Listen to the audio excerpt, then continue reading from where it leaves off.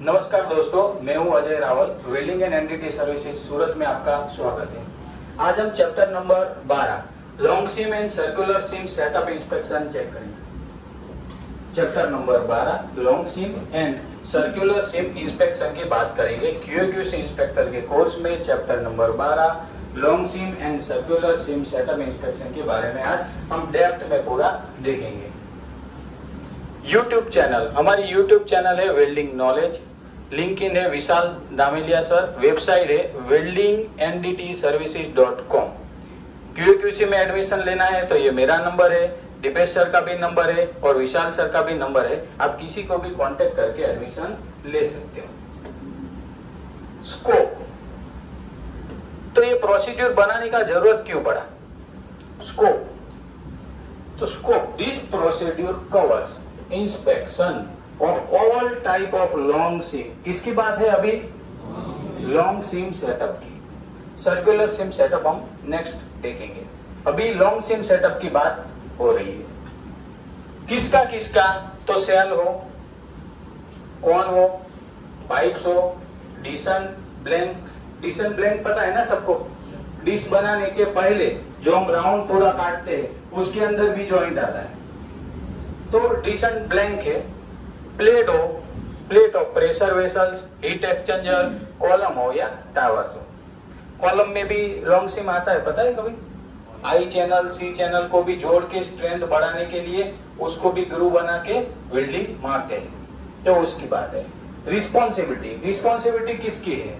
Responsibility production manager, production engineer, दोनों पहले आए, प्रोडक्शन इंजीनियर और प्रोडक्शन मैनेजर, क्वालिटी मैनेजर और क्वालिटी इंस्पेक्टर। अभी ये लॉन्ग सीम और सर्कुलर सीम सेटअप इंस्पेक्शन के लिए हमने एएसएमई सेक्शन 8 डिवीजन 1 का रेफरेंस लिया हुआ है।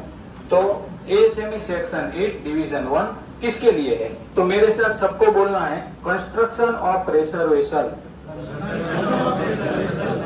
ASME section 1 rules for construction of power boiler। ASME B31.1 power piping के लिए। Applicable approved drawing. हाँ, अप्रूव्ड ड्राइंग मतलब क्या है? हाँ, क्लाइंट से अप्रूव्ड हुआ होगा वो। अभी वो हमको कैसे पता चलेगा कि क्लाइंट का अप्रूवल है? हाँ, अप्रूवल में भी code 1, code 2, code 3, code 4, code 5 ऐसा आता है। क्लाइंट ने कौन से कोड में अप्रूव किया हुआ है वो भी देखना है। हम उसका भी डेप्थ देखेंगे कि कोड 1 क्या बोल रहा है, कोड 2 क्या बोल रहा है, कोड 3 क्या बोल रहा है, कोड 4 क्या बोल रहा है और कोड 5 क्या बोल रहा है, वो भी हम देखेंगे। जैसे क्यूएपी रहेगी, आईटीपी रहेगी, तो वो भी सेम रहता है। कोड 1 में अप्रूव क्यूएपी है कि नहीं, कोड 2 में अप्रूव क्यूएपी है, कोड 3 में है, सेम ड्राइंग में भी रहता है। तो ये क्लाइंट अप्रूवल रहेगा और साइन स्टैम्प हम देखेंगे आगे कंपनी का।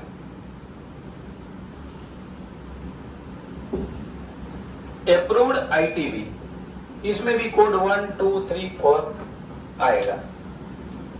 इंस्पेक्शन टेस्टिंग प्लान, कभी कभी कोई कंपनी में क्यूएपी भी बोला जाता है, क्वालिटी इंश्योरेंस प्लान। आईटीपी बोलो या क्यूएपी बोलो। एप्लीकेबल स्पेसिफिकेशन इफ एनी, अभी समझो कि फॉर एग्जांपल कोई रिलायंस कंपनी है, तो एक जनरल स्पेसिफिकेशन रिलायंस कंपनी का रहता है कि वो स्पेसिफिकेशन फॉलो करना ही है। एलएनटी, तो एलएनटी का एक जनरल स्पेसिफिकेशन रहता है कि वो स्पेसिफिकेशन फॉलो करना ही है। तो जनरल स्पेसिफिकेशन को भी हमको देखना है। और DCR, if any DCR, DCR का मतलब क्या है किसी को पता है? डॉक्यूमेंट चेंज रिक्वेस्ट, या तो इसको ऐसा भी बोल सकते हैं ड्राइंग चेंज रिक्वेस्ट, दोनों चीज बोल सकते हैं, डॉक्यूमेंट चेंज रिक्वेस्ट या ड्राइंग चेंज रिक्वेस्ट। सबको वॉल्यूम बरोबर आ रहा है ना कि ज्यादा लग रहा है? ओके है ना? ठीक। लिखा डीसीआर का मतलब, ये वर्ड बार बार प्रोजेक्ट चल रहा होगा ना, यूज होता हो रहेगा। डीसीआर कहाँ पहुंचा, डीसीआर अप्रूव हुआ कि नहीं, ये DCR ड्राइंग चेंज रिक्वेस्ट है ना, क्लाइंट अप्रूव करेगा। अभी समझो फैब्रिकेशन में दे दिया, कोड 2 में ड्राइंग है, फैब्रिकेशन चल रहा है, कोड 2 में ड्राइंग है, ड्राइंग में कुछ चेंज करना है तो क्या बनेगा, DCR बनेगा। DCR जाएगा क्लाइंट के पास, क्लाइंट पूरा ऑब्जर्व करेगा और उसका अप्रूवल देगा। तो ऐसी बहुत सारी DCR भी जनरेट होती रहती है, एक प्रोजेक्ट चल रहा है तो ड्राइंग चेंज रिक्वेस्ट है तो उसको भी हमें ध्यान में लेना है। DCR कैसा कैसा रहता है कि चलो वेल्ड मैप में कुछ चेंज हुआ, ड्राइंग में कुछ चेंज हुआ तो उसकी हमको क्लाइंट से अप्रूवल लेनी पड़ेगी, उसका भी डॉक्यूमेंट नंबर जनरेट होता है, DCR का ये नंबर, उसके बाद वो नंबर, स्टेप बाय स्टेप। एक प्रोजेक्ट में 15 DCR हुआ ड्राइंग चेंज रिक्वेस्ट, तो उसका भी एक फाइलिंग होता है, बराबर। तो एवरी प्रोजेक्ट में DCR वर्ड आपको आएगा। Next, instrument required. अभी हम लॉन्ग सिम से सेटअप देखेंगे। सेटअप बोलो या फिटअप बोलो, लॉन्ग सिम सेटअप बोलो या फिटअप बोलो, सभी कंपनी में अलग अलग वर्ड चलता है। और सर्कुलर सिम सेटअप या फिटअप, दोनों चीज आप आज हम पूरा दिन देखेंगे, बराबर। देखो चीज बहुत छोटी है, बहुत सारे लोगों ने long seam setup, circular SIM setup देखा होगा, लेकिन जो डेप्थ में होना चाहिए ना, वो आज यहाँ पता चलेगा आपको। एज पर कोड उसमें कौन कौन सा अप्लाई होता है। और अगर चलो मेरे को ये बताओ कि लॉन्ग सिम सेटअप परफेक्ट नहीं हुआ और वेल्डिंग ठोक दिया तो क्या होगा, क्या? हाँ, दूसरा मिसमैच रहेगा। तीसरा कोई बता सकता है क्या? हाँ, पेनिट्रेशन बराबर नहीं होगा तो सीधा उसके स्ट्रेंथ पे इफेक्ट होगा। बॉयलर है, प्रेशर वेसल है, रिएक्टर है, हीट एक्सचेंजर है, कुछ भी है तो उसके स्ट्रेंथ पे सीधा इफेक्ट होगा। अगर ये स्टेज इंस्पेक्शन प्रॉपर नहीं हुआ तो उसकी स्ट्रेंथ पे इफेक्ट होगा। और एनालिसिस तो वहां तक बोलता है कि अगर फिल्टर आपका बराबर नहीं है तो कोरोजन पर भी इफेक्ट हो। डेप्थ एनालिसिस वहां तक पहुंच चुका है कि आपका फिल्टर बराबर नहीं है तो कोरोजन ओके और वहां से फास्ट होगा। तो ये चीज का इंपॉर्टेंट पहले आपको पता होना चाहिए कि ये चीज कितनी डेप्थ में है।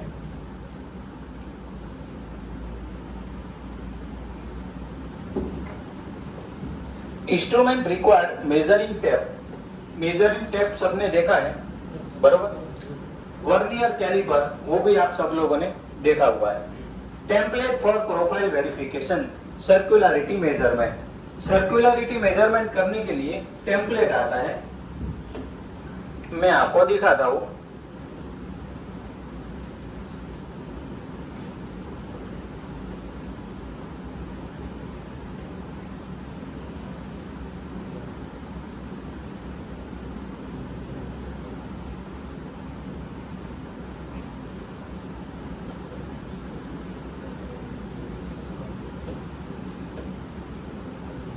इसमें नहीं है, नेक्स्ट में आएगा। चलो, टेम्पलेट ऐसा रहता है कि सेल रोलिंग रहता है ना, उसके ऊपर एक छोटा सा पट्टी, सेल का समझो कि आईडी है 3500, तो 3500 का 1000 mm का एक रेडियस का ऐसा टुकड़ा बनेगा पट्टी, और उसके ऊपर रख के चेक करना है कि 0 डिग्री पे, 180 डिग्री पे, और प्लस माइनस ऊपर नीचे कहाँ होता है, तो ऊपर नीचे का टेप का टुकड़ा रहेगा या टेपर गेज रहेगा, उससे देख लेना है टेप के टुकड़े से यहाँ 5 mm इधर मिस अलाइनमेंट है, यहाँ पर इतना mm है, बरोबर। वो हम देखेंगे फोटो में डेप्थ में, बरोबर। अभी टेम्पलेट और WEP सबको पता है, weld edge preparation, weld edge preparation WEP measurement, उसके लिए भी टेम्पलेट आता है।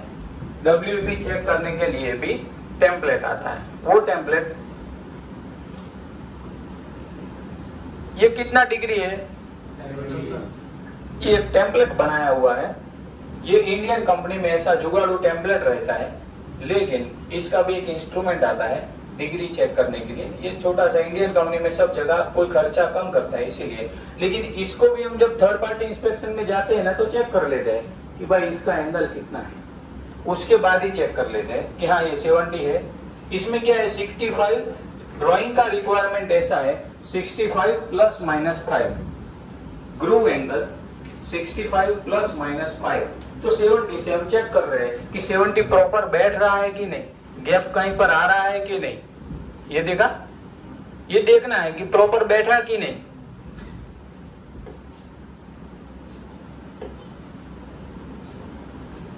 ये 60 है,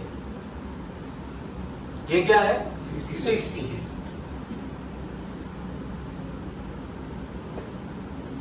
तो इसको बोलेंगे WEP टेम्पलेट। क्या बोलेंगे? WEP template. ये जुगाड़ू टेम्पलेट है, बाकी मार्केट में मिलता है। जैसे वेल्डिंग गेज रहता है ना, वैसे ही टेम्पलेट चेक करने का ये सब कुछ चीज मिलता है, ऐसा चीज मिलता है। तो उससे भी हम WEP का एंगल चेक कर सकते हैं। क्या चेक कर सकते हैं? WEP का एंगल चेक कर सकते हैं। ये गैप गेज है। गैप गेज सबने देखा है, इसको हम गैप गेज बोलेंगे। टेपर गेज बोलो, गैप गेज बोलो, नहीं ये फिलर गेज, गैप गेज बोलो या टेपर गेज बोलो, इसको बराबर। तो इसको हम गैप गेज या टेपर गेज बोलेंगे। वेल्डिंग गेज, ये वेल्डिंग गेज है। ये कौन सा गेज है? Welding gauge. इसको हम ब्रिज कैम गेज भी बोल सकते हैं, यूनिवर्सल वेल्डिंग गेज भी बोल सकते हैं, मल्टीपर्पज यूज वेल्डिंग गेज भी बोल सकते हैं। 4-5 नाम है इसका, bridge cam gauge, universal gauge, multipurpose gauge और या तो वेल्डिंग गेज, ये बोल सकते। ये बहुत टाइप का आता है, ये 1 टाइप है। इसके पीछे लिखा है यूनिवर्सल वेल्डिंग गेज, मॉडल लिखा हुआ है UWG6, यूनिवर्सल वेल्डिंग गेज, पंच मारा हुआ है, कंप्लीट लिखा हुआ है, बरोबर। तो इसको हम बोलेंगे यूनिवर्सल। ये बहुत टाइप का, डिफरेंट टाइप का आता है, बड़ा छोटा, ये रेंज ज्यादा रहेगा, ये स्केल किसी में ज्यादा रहेगा, कोई इंच वाला भी आता है, कोई MM वाला भी आता है। इसमें दोनों है, इंच में भी मेजर कर सकते हैं और MM में भी मेजर कर सकते हैं। इसको भी कैसे मेजर करते हैं वो हम आगे देखेंगे। थिकनेस मीटर हमारे पास है, वो भी हम देखेंगे। थिकनेस मीटर UT में सब लोगों ने देखा ना, thickness meter, digital thickness meter, उसकी बात है। Proceeding, verifying availability of drawing. पहले तो फिटअप इंस्पेक्शन हम अभी शुरू कर रहे हैं, वो भी लॉन्ग सीम फिटअप इंस्पेक्शन शुरू हो रहा है। तो पहले हमारे पास क्या क्या चाहिए? ड्राइंग चाहिए, वो भी अप्रूव्ड ड्राइंग चाहिए, अप्रूव्ड WPS या तो वेल्ड मैप। क्या चाहिए? अप्रूव्ड WPS और वेल्ड मैप। वेल्ड मैप किसी ने देखा हुआ है? देखो अभी वेल्ड मैप की बात आई तो हम पूरा एक कंपनी का वेल्ड मैप है, XYZ कंपनी का, उसको हम आज देखेंगे। ये है वेल्ड मैप, 5 पेज का वेल्ड मैप है।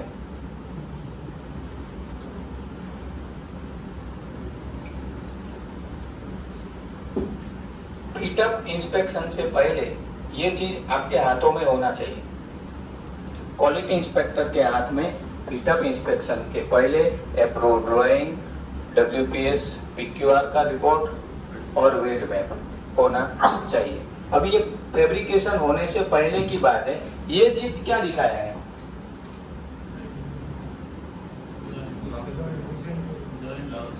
ये डिसेंट हेड बोलते हैं, हम डिसेंट बोलेंगे, हेड बोलेंगे, लेकिन ये डिसेंट कौन से टाइप का है? पेटल्स, पेटल्स बोलेंगे, पेटल्स। क्या बोलेंगे?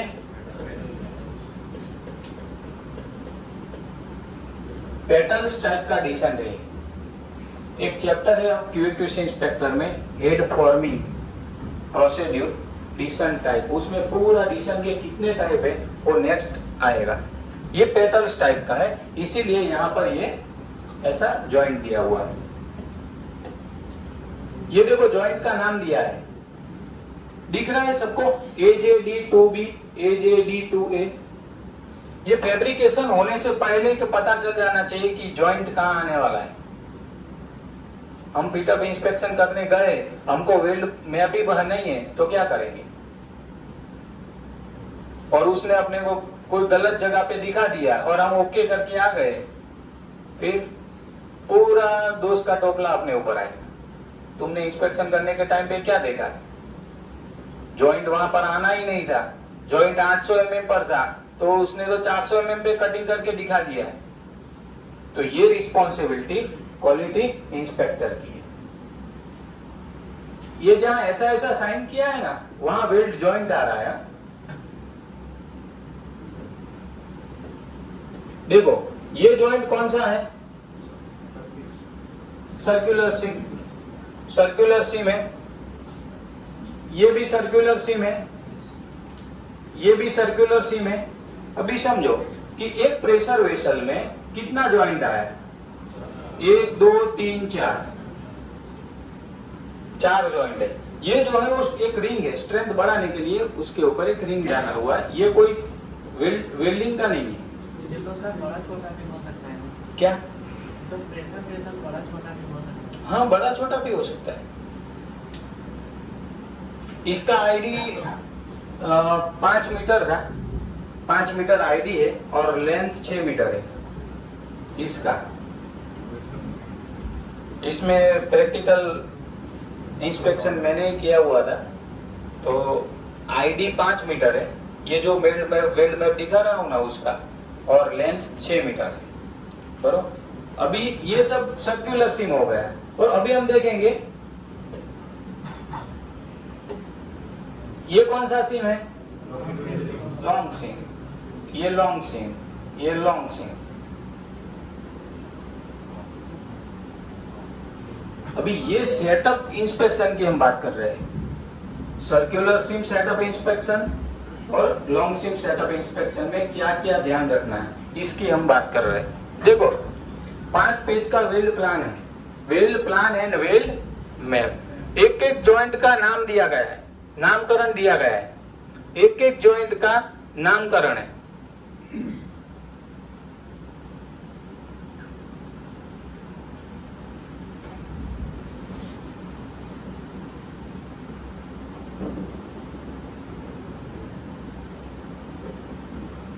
देखो ये सेकंड पेज है, weld plan and weld map का। ऑनर कौन है, क्लाइंट कौन है, पीओ नंबर क्या है, ड्राइंग नंबर क्या है, मैन्युफैक्चरिंग सीरियल नंबर क्या है, डॉक्यूमेंट का नंबर क्या है, डेट क्या है, टैग नंबर क्या है, कोई डिस्क्रिप्शन, जॉब का डिस्क्रिप्शन क्या है, रेफरेंस वेल्ड मैप ड्राइंग क्या है, ये जॉब नंबर क्या है।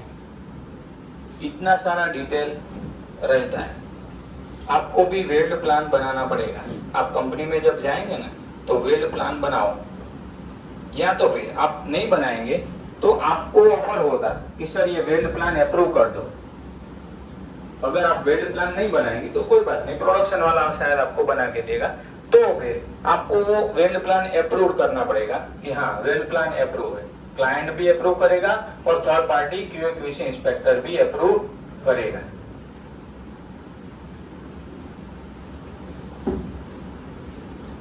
इसमें जॉइंट नंबर दिया है, जॉइंट टाइप दिया, समझ लो कौन सा टाइप है ये? But base metal specification, mill heat treatment for UCS material, part A, part B, part C. ये मटेरियल के बारे में लिखा हुआ है। बेस मेटल का थिकनेस क्या है, थिकनेस लिखा हुआ है। ये WPS नंबर लिखा है, देखा एक एक जॉइंट का।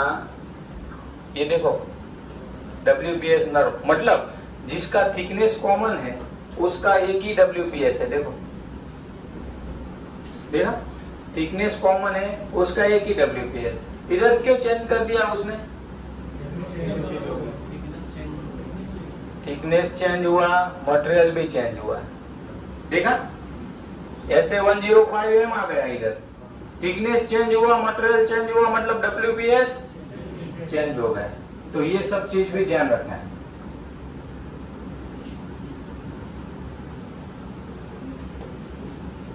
प्रोसेस, वेल्डिंग का प्रोसेस कौन सा है, इंपैक्ट करना है कि नहीं करना है, SMAW और SMAW प्लस SAW, PWHT करना है कि नहीं करना है, ये लिखा है, देखा।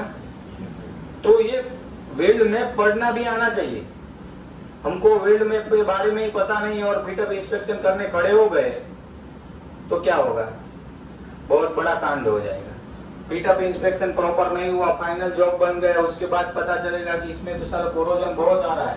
तो क्यों आ रहा है, तो पीटअप बराबर नहीं हुआ है, जॉइंट प्रॉपर हुआ नहीं है, स्ट्रेस रिलीव प्रॉपर नहीं हुआ है, उसकी वजह से कोरोजन ऑक्योर हो गया है। चीज छोटी है लेकिन फाइनल में पता चलेगी तो कोई काम का नहीं, वो जॉब जाएगा स्क्रैप में। अगर ये स्टेज प्रॉपर नहीं हुआ तो फाइनल में जॉब स्क्रैप में जाता हुआ भी मैंने देखा है। बहुत सारी कंपनी में जाते हैं तो पूछते हैं सर ये जॉब क्या हो, उसमें थोड़ा लोचा हो गया, उसकी वजह से साइड में कर दिया, अभी नया बना। ऐसा भी होता है। मैंने कहीं सुना था एक कंपनी में 3 करोड़ रुपए का जॉब था, 2 साल तक वो लेने ही नहीं आया था, 2 साल तक लेने ही नहीं आया था। इंडोनेशिया का रिफाइनरी था, इंडिया में जॉब बनाया था, 3 करोड़ रुपए का जॉब था, 2 साल तक वो जॉब उठाने ही नहीं आया। सेम ऐसा ही इश्यू था। कंपनी को कितना घाटा गया। तो ये सब छोटी छोटी चीजें हैं, अगर इसमें ध्यान नहीं दिया तो बहुत बड़ा इश्यू हो सकता है। नेक्स्ट रिमार्क कोड डाला है कि लॉन्ग से में और मेन सेल 1 के ऊपर आ रहा है। अभी हमने सेल के अंदर 3 पार्ट देखा, ये पार्ट देखा सेल के अंदर 1 2 3 और ये 4 पार्ट में एक सेल बना है। क्योंकि ये क्या है 5-6 मीटर लंबा जॉब है तो प्लेट का लेंथ कितना होगा 6 मीटर बाय 2 मीटर या 1500। स्पेशल रिक्वायरमेंट में डालेंगे तो 3 मीटर भी आ सकता है, लेकिन ऐसा कोई करता नहीं है। रेगुलर साइज में 6 meter by 6000 mm by 2000 mm plate regular आता है, कभी कभी 1500 भी आता है बस। तो इसीलिए सेल ऐसा होता। नेक्स्ट पेज, एक एक जॉइंट का हिसाब रहता है। कोई भी जॉब बनता है ना, एक एक जॉइंट का हिसाब रहता है। जब हाइड्रो टेस्ट करते हैं ना तो एनेक्सर 1 करके पीछे 500 जॉइंट का ऐसा नामकरण, कौन सा टाइप था और सबके ऊपर सबका साइन रहता है। खुद मैंने ऐसा साइन किया हुआ। एक प्रेशर वेसल बनने में काउंट होता है कि अभी चलो फैब्रिकेशन चालू है, कितना जॉइंट कंप्लीट हुआ, टोटल जॉइंट 400 जॉइंट है तो वो बोलेंगे 150 जॉइंट अभी तक हुआ सर, फिर 170 हुआ, 200 हुआ सर, अभी तक 200 बाकी है। प्रोजेक्ट का फॉलोइंग ऐसे होता है, डेली मीटिंग में ऐसी बातें होती है। डेली मीटिंग में जूम पर हो या कैसे भी मीटिंग रहता है, ऐसी बातें रहती है, क्लाइंट भी रहता है, भाई 500 जॉइंट है अभी तक कितना खत्म हुआ, क्या हुआ, सब आरटी पास है, रिपेयर कितना है, अंडर प्रोसेस में कितना है, कितना का ग्रुप बन गया। कोई एक्सेल फाइल कंप्लीट मेंटेन चाहिए। एज एक्सपर्टाइटिंग, आप कोई प्रोजेक्ट एक्सपर्टाइटिंग में काम कर रहे हो तो बहुत फॉलोअप लेना पड़ता है। आजकल मार्केट में क्यूए क्यूसी इंस्पेक्टर से भी ज्यादा पैसा एक्सपर्टाइटिंग में।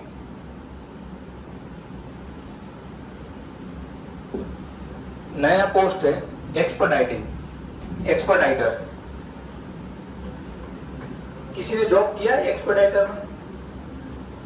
एक्सपर्टाइटर में ऐसे इसके लिए हायर करते हैं एक्सपर्टाइटर को कि एक प्रोजेक्ट चलने में 4 महीना है, कि ये प्रोजेक्ट 4 महीने में खत्म होगा ऐसा हमको पता है, तो उसको 3 महीना कैसे करना है उसके लिए एक एक्सपर्टाइटर बिठाएंगे। और वो क्या करेगा, 24 आवर का साइकिल बनाएगा, कितने मैन पावर है और मैन पावर जोड़ेंगे तो जॉब कितना आगे बढ़ेगा, अभी तक कितना जॉब बैलेंस, कितना जॉइंट बैलेंस है, कितने का ग्रू हो चुका है, आरटी क्यों डिले हो रहा है, रिजल्ट आने में क्यों टाइम लग रहा है, 24 आवर के लिए आरटी वाला वहां बिठाएंगे। ये सब काम कौन करेगा? एक्सपर्टाइटर करेगा। और 4 महीने का प्रोजेक्ट, 6 महीने का प्रोजेक्ट वो 3 महीने में खत्म करके देगा। उसका सैलरी भी उस हिसाब से मिलता है। अभी आजकल मार्केट में क्या करते हैं, क्लाइंट तो साइड के ऊपर बैठने वाला नहीं है, तो उस क्लाइंट के बिहाफ में एक एक्सपर्टाइटर बिठा देंगे, उसको सैलरी देंगे ₹1,00,000 पर मंथ। और वो प्रोजेक्ट में सब की बजाते रहेगा, भाई क्यों डिले हो रहा है, नहीं चलेगा। और मीटिंग में भी क्या करने का, साइट पर बैठने का और वेंडर की बजाने की, साइट पर बैठने का और वेंडर की बजाने की, क्योंकि हम तो क्लाइंट साइड से हैं, हम तो एक्सपर्टाइटर हैं। तो ये सब चीज भी है। देखो ये जॉइंट नंबर है, ग्रुप प्लस फिलेट। मटेरियल का दे दिया, बेस मेटल का थिकनेस दे दिया, WPS दे दिया, इम्पैक्ट नहीं करना है, प्रोसेस कौन सी करना है, PWT करना है कि नहीं है, ये रिमार्क डाला है। क्या डाला है, bottom dish end to nozzle to RF pad N1 joint है,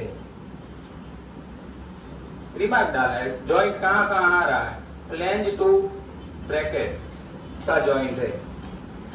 वेल्ड वेब में कितनी सारी जानकारी है, बहुत इजी हो जाएगा। अगर इसको समझ दिया तो बहुत जॉब थोड़ा अपने को सर के इजी हो जाएगा। भाई कौन सा लोकेशन पे कौन सा जॉइंट फेल हुआ है, FJ19 हुआ है, ओहो FJ19 तो मेन होल फ्लेंज टू लग प्लेट है, तो वो प्रेशर पार्ट है कि नॉन प्रेशर पार्ट है, कितना प्रेशर आएगा, डायरेक्ट प्रेशर पार्ट के ऊपर है कि नहीं है, वो हम सीधा इधर से एज्यूम करके बात कर सकते हैं। इसमें भी देखो prepared by, engineering approved by, यहाँ क्लाइंट बाय, सब कुछ रहता है। वेल्ड मैप भी थर्ड पार्टी क्लाइंट अप्रूव करता है। PWT करना है कि नहीं करना है, ये एक गवर्नमेंट रिफाइनरी का प्रोजेक्ट का वेल्ड मैप है।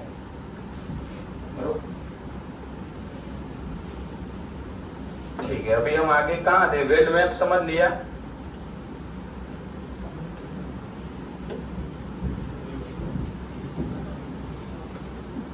किसी को कुछ क्वेश्चन?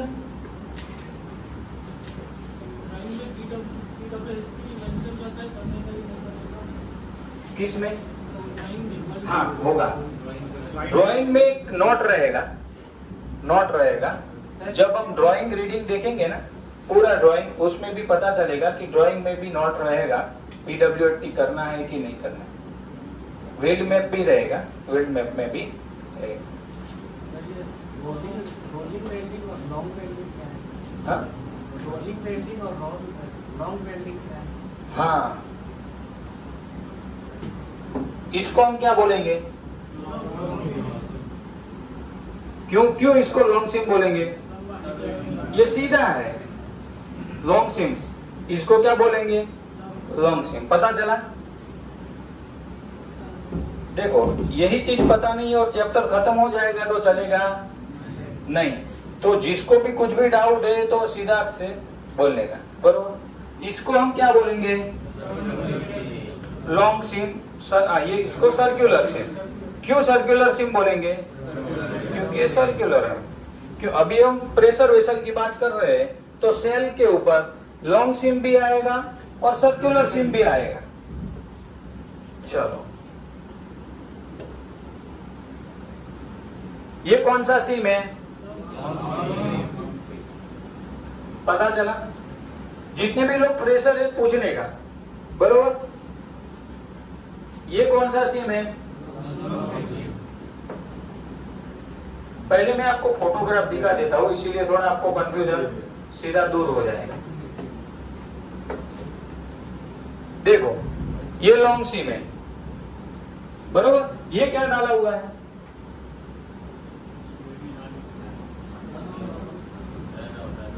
रन इन और रन आउट प्लेट। ये भी क्यों लगाना पड़ता है हम आगे देखेंगे। रन इन और रन आउट प्लेट, बरोबर। ये क्या दिखा रहा है मुझे, CF दिखा रहा है। अभी मैं लॉन्ग सिम सेटअप इंस्पेक्शन देखने के लिए गया तो मेरे को क्या क्या देखना है, पहले मैं आपको फोटोग्राफ दिखा देता हूँ, तो लाइन पढ़ूंगा तो आपको थोड़ा इजी हो जाएगा सीधा। क्योंकि ये भाई साहब को circular SIM long SIM photograph में देखेंगे तो सीधा ज्यादा एज्यूम कर पाएंगे कि हाँ यही चीज है, बरोबर। ठीक है, ये हमको CF दिखा रहा है। Long seam setup circular SIM setup inspection करने के टाइम पे CF देखना जरूरी है, जरूरी है, कंपलसरी है, ये देखना ही है, बरोबर। तो आपको CF देखना है। ये क्या दिखा रहा है, लेंथ दिखा रहा है। अभी देखो एक सेल 4 पार्ट में बन रहा है, तो ये फर्स्ट पार्ट का मेरे को लेंथ दिखा रहा है। मेरे को लेंथ कितनी जगह पे देखना है? एक ही जगह पे देख के छोड़ देना है। मिनिमम मेरे को 4 जगह पे लेंथ तो देखना ही है, बरोबर। पहले क्या देखा हमने? CF देखा, लेंथ देखा, बरोबर। ये भी हमको CF दिखा रहा है। CF भी हमको दोनों एंड पे देखना है। कहाँ देखना है? दोनों एंड पे, एक यहाँ पर और एक यहाँ पर, बरोबर। ये भी दोनों एंड पे। ये रन आउट और रन इन प्लेट है, वो क्यों लगाया गया है वो हम आगे देखेंगे। ये क्या किया भाई साहब ने? पंचिंग किया। देखो मैन्युफैक्चरिंग, टैग नंबर, ये मटेरियल का लिखा हुआ है, प्लेट नंबर, पार्ट नंबर लिखा हुआ है, ये थिकनेस लिखा है। ये क्या लिखा है? थिकनेस। 12 mm थिकनेस है। पार्ट नंबर, प्लेट नंबर, सब कुछ। हीट नंबर लिखा है। ये क्या लिखा है? हीट नंबर लिखा हुआ है। तो ये पंचिंग भी पहले वेरीफाई कर लेना है। स्टेज इंस्पेक्शन हम कर रहे हैं, long seam setup, circular seam setup, तो पंचिंग भी वेरीफाई करना है। पंचिंग में भी थर्ड पार्टी का भी स्टैम्प रहेगा। वो क्यों स्टैम्प मारा होगा? वो वेरीफाई किया होगा। उसने मटेरियल का आइडेंटिफिकेशन किया होगा। उसने मटेरियल का आइडेंटिफिकेशन किया होगा कि भाई ये SA105 ही है ना। हम लॉन्ग सीम सेटअप इंस्पेक्शन करके तो हमको कैसे पता चलेगा कि ये मटेरियल कौन सा है? तो ऑलरेडी मटेरियल आइडेंटिफिकेशन इसका हो चुका होगा। तो मटेरियल आइडेंटिफिकेशन में थर्ड पार्टी का स्टैम्प भी हमें देखना है। नेक्स्ट, ये हमको लेंथ दिखा रहा है। ये क्या दिखा रहा है? लेंथ दिखा रहा है। ये भी हमें लेंथ दिखा रहा है। ये सब चीज क्या मारा हुआ है?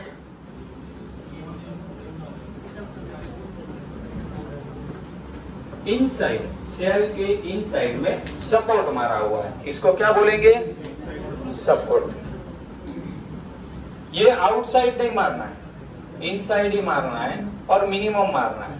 इसको निकालने के बाद कहीं पर भी डेंट पेंट कुछ भी खड्डा हो जाता है तो ग्राइंडिंग करके ओके करना है, बरोबर। ये भी run out run in plate है। यहाँ पर दिख रहा है सबको? वो है क्या सर से होता क्या? कौन सा? हाँ, रन आउट रन इन। देखो वेल्डिंग शुरू करते हैं हम तो क्रेटर आता है, पता है? क्रेटर सर ने समझाया था शुरुआत में। फिर वेल्डिंग की शुरुआत में दूसरा कौन सा डिफेक्ट आता है? Porosity, slag.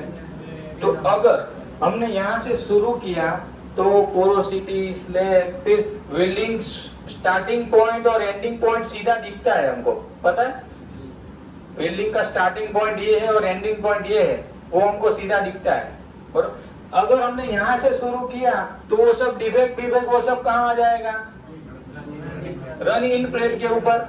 फिर यहाँ पर तो शुरुआत हो गया, तो यहाँ पर डिफेक्ट आने का चांस बहुत कम हो जाएगा। और हम डीपी करेंगे।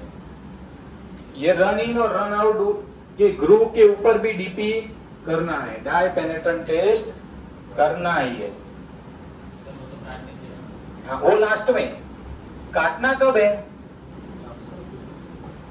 लास्ट में, फिटअप के टाइम पे वो निकल जाता है। लेकिन वेल्डिंग की शुरुआत कहां से करना है?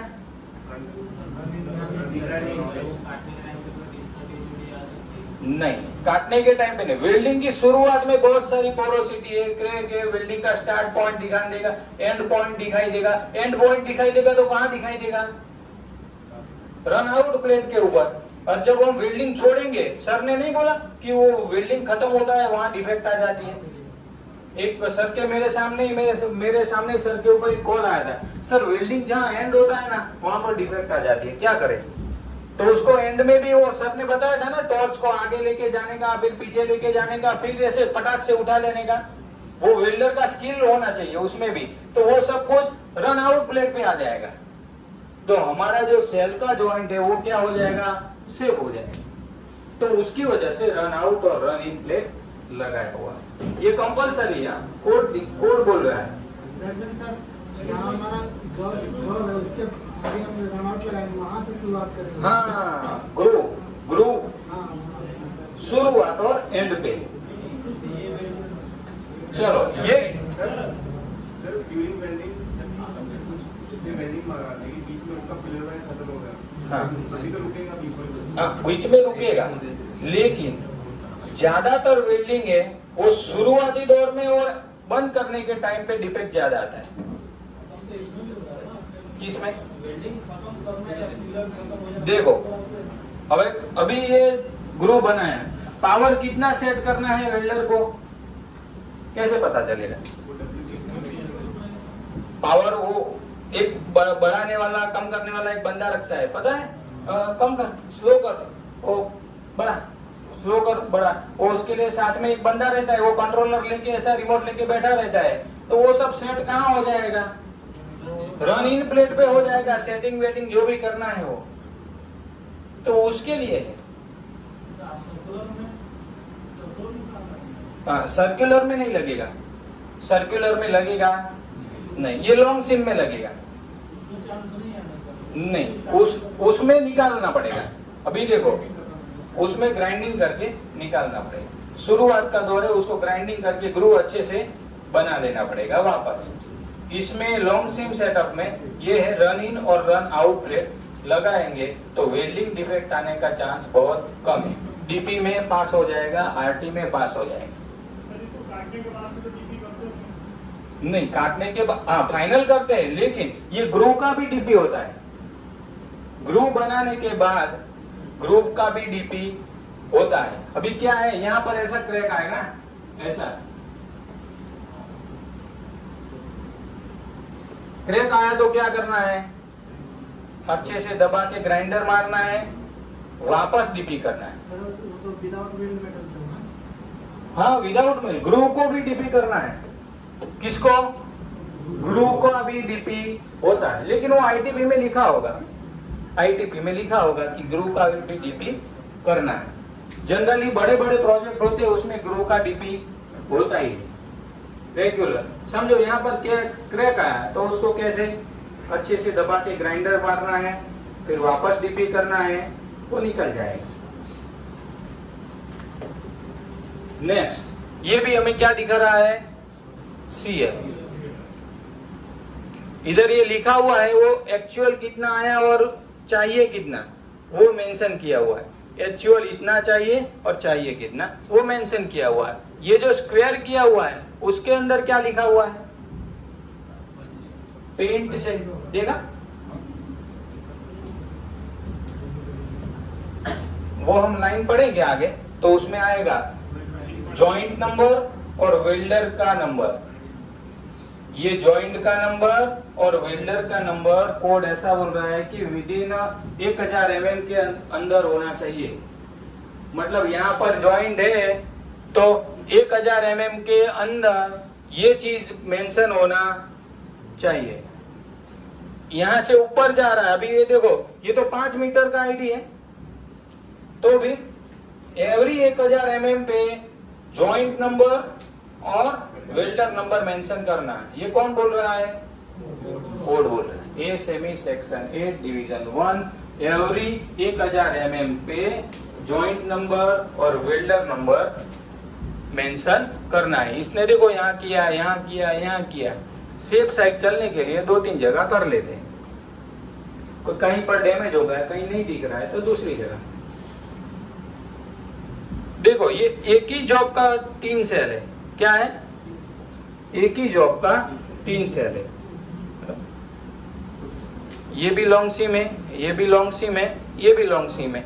Run in run out. देखो, ये जॉइंट पहले से बना के रखा है, ये दिख रहा है।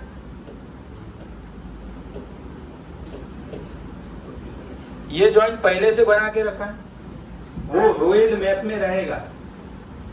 एक सेल पे ये 2 जॉइंट है ना, वो वेल्ड मैप में पता चलेगा। अभी मेरे को ये स्टेज इंस्पेक्शन किया तो मैं गया तो ये भाई ये कहाँ है? सर वो वेल्ड मैप में हमने अप्रूव करवा दिया है, अप्रूव है। तो वेल्ड मैप में ये दोनों जॉइंट रहेगा, ये भी और ये भी। ऐसा अपने मन के हिसाब से जॉइंट नहीं लेना है उसको, वेंडर को अपने मन के हिसाब से जॉइंट लेना नहीं है। वेल्ड मैप में मेंशन रहेगा, उसी हिसाब से लेना। ये देखो CF, ये क्या दिखा रहा है? CF दिखा रहा है। ये जॉइंट नंबर लिखा है, AJ3B long seam setup inspection करने के टाइम पे जॉब के ऊपर भी लिखना है एक्चुअल कितना चाहिए, आया कितना है, टैग नंबर कितना है, ये भी टैग नंबर लिखा, ये लिखा देखो U0185 जॉइंट नंबर है, ये AJ3B जॉइंट नंबर है, U0185 वेल्डर का नंबर है, क्या है तो वेल्डर का नंबर है। ये साइड भी उसने CF लिख दिया कि एक्चुअल आया कितना और चाहिए कितना, हाँ वो आएगा, वो ASME के कोड हम टेबल देखेंगे उसमें आएगा। ये फोटोग्राफ पहले इसीलिए मैं दिखा रहा हूँ कि आपको पता चले कि हम पढ़ने क्या जा रहे हैं, डायरेक्ट पढ़ाएंगा तो ये सब पता नहीं चले। ये देखो ये क्लोजली फोटो लिया हुआ है, GOTC इंस्पेक्टर को 2 फोटोग्राफ लेना है, एक दूर से, ये देखो ये फोटोग्राफ मैंने कैसा लिया पूरा, और एक क्लोज, अभी ये CF कितना है उसको कितना है, दोनों फोटोग्राफ लेना है, दूर से और नजदीक से। 3 महीने के बाद किसी ने मेल किया तो इसका तो ऐसा है, तो आप सीधा आंसर उसको फोटो चिपका के दे सकते हो।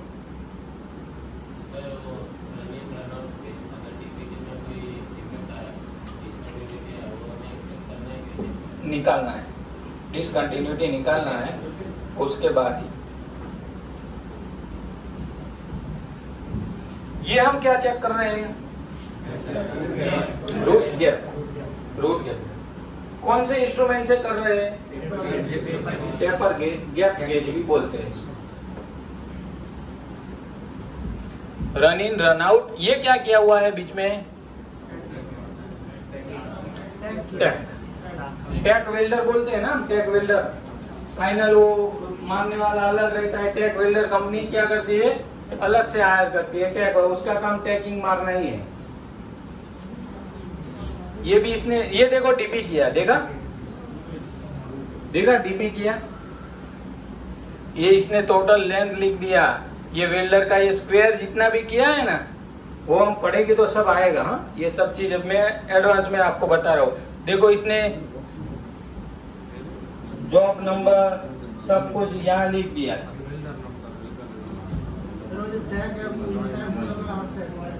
कौन सा टैग इनसाइड, टैग कहां से आएगा, टैग वेल्डिंग टैग कहां से मारेगा, अंदर से रहेगा, ऊपर से नहीं रहेगा। हाँ ऊपर से मार दिया वो ग्रू में बरोबर घिस के पीछे चला जाएगा। ये क्या चेक कर रहा है, ग्रू एंगल, ये गैप चेक कर रहा है, रूट गैप, ये CF दिखा रहा है, ये नजदीक का फोटो है।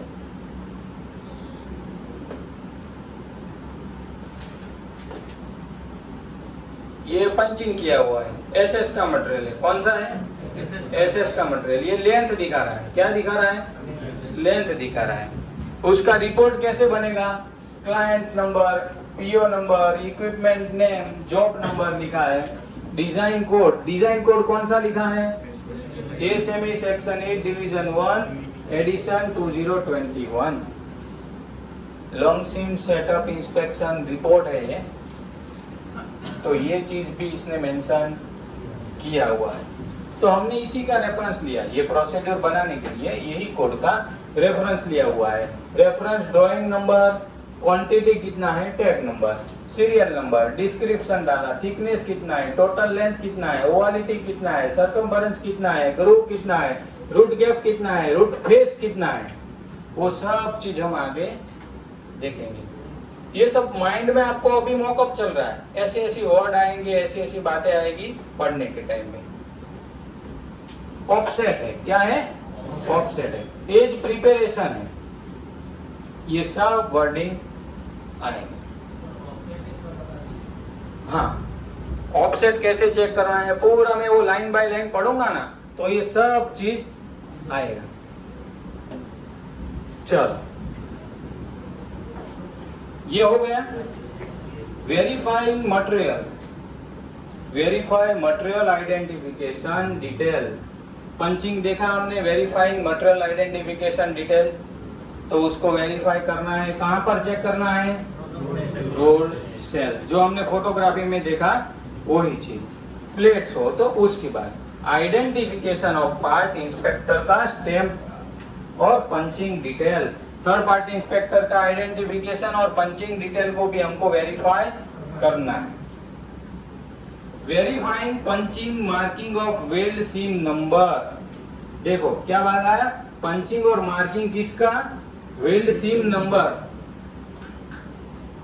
वो स्क्वायर में लिखा था ना, स्क्वायर वाला, उसमें weld seam number, welder identification near weld seam. कहां पर, near weld seam at every 1000 mm apart,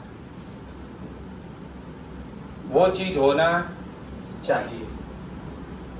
verifying run in and run out plate. हमने देखा रन इन और run out plate are welded at both ends of weld edge preparation. WEP जहां पर है वहां पर रन इन और run out plate होना चाहिए। बहुत कंपनियां नहीं बनाती है क्योंकि टाइम जाएगा, खर्चा जाएगा उसके ऊपर, लेकिन इसका RT में फटाक से पास हो जाएगा। नहीं तो आपको स्टार्टिंग में और एंडिंग में RT में डिफेक्ट आता ही रहेगा। तो रन इन और रन आउट प्लेट का वो बेनिफिट है। Verifying tack weld is welded within the approved welder. Tack welder अभी इंडियन कंपनी में क्या होता है, टैक वेल्डर कम आता है, चल टैक मार देना, वो फाइनल वाला वो बुलाएंगे, तो गल्फ में जाएंगे तो टैक वेल्डर अप्रूव्ड होगा। टैग मारने के लिए हम क्या है, किसी को ठोक देते हैं टाका मारने के लिए। तो ऐसा है, वो ड्राइवर कंडक्टर रहता है ना, तो कभी कभी वो गाड़ी कंडक्टर भी चला देता है।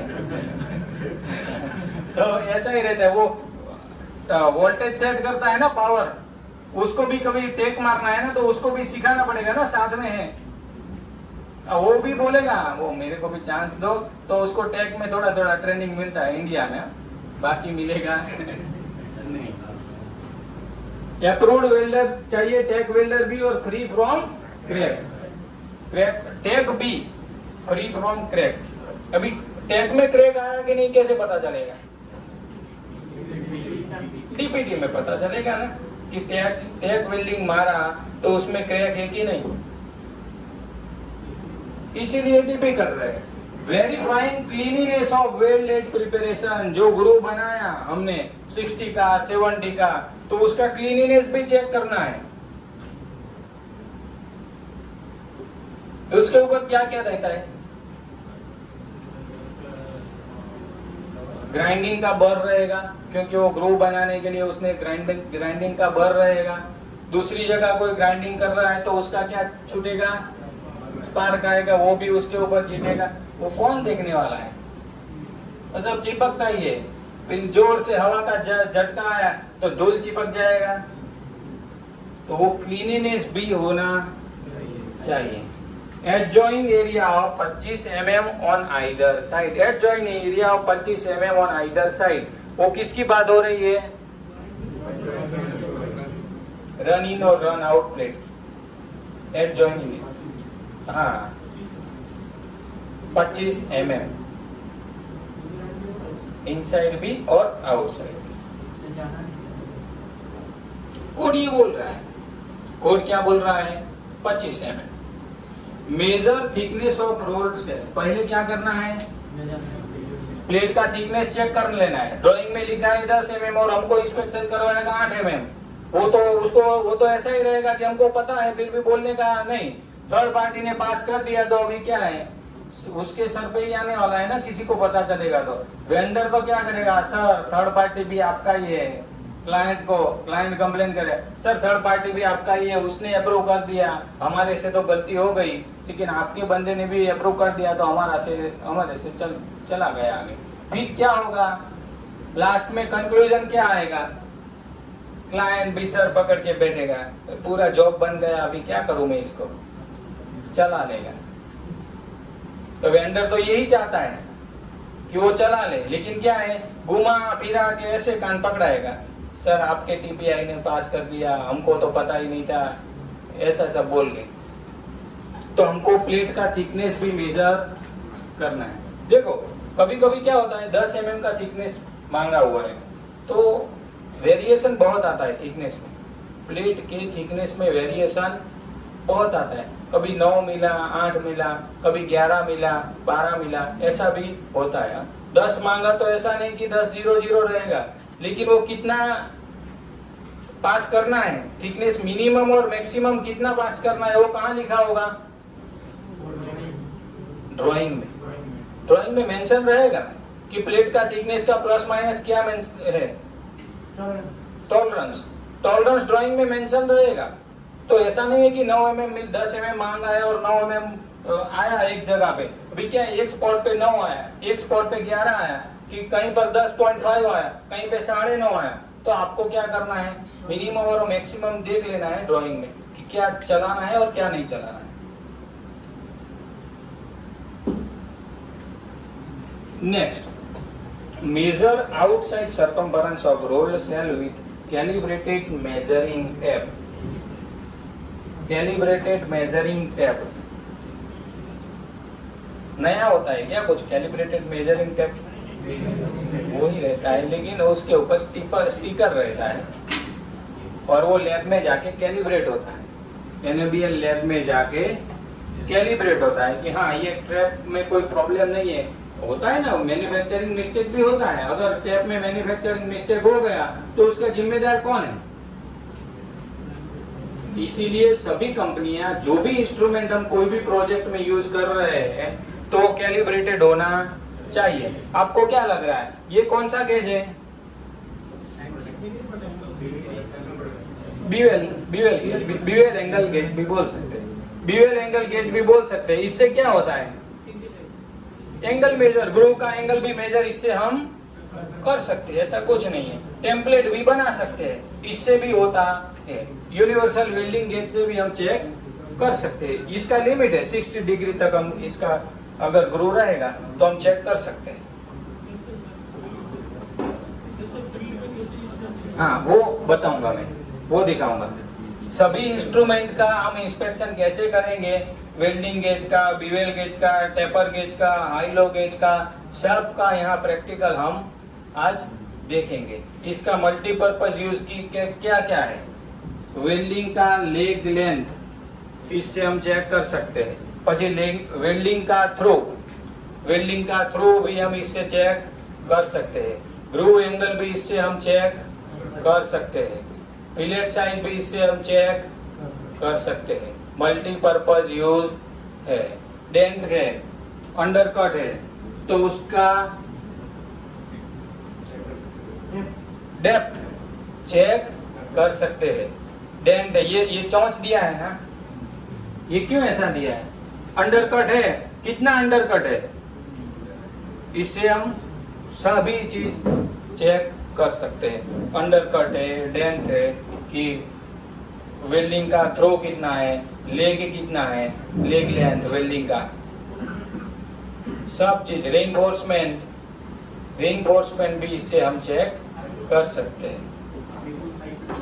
ऑफसेट भी इससे चेक होता है। ऑफसेट, जॉइंट का ऑफसेट कैसे इससे चेक होता है। सब चीज हम आज चेक करके देखेंगे कि कैसे होता है। इसीलिए इसका नाम दिया हुआ है universal welding gauge.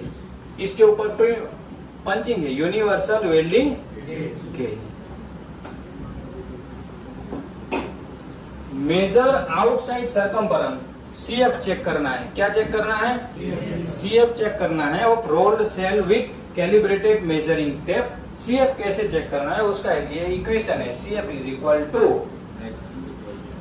Required pi by required OD। Pi by required OD। Pi का वैल्यू कितना होता है?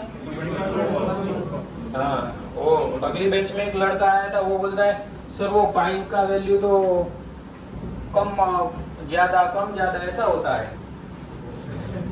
तो ये क्या है? यूनिवर्सल है। पाई का वैल्यू आप अमेरिका में जाएंगे तो भी ये रहेगा, गल्फ में जाएंगे, सिंगापुर में जाएंगे, कनाडा जाएंगे तो पाई का वैल्यू क्या रहेगा?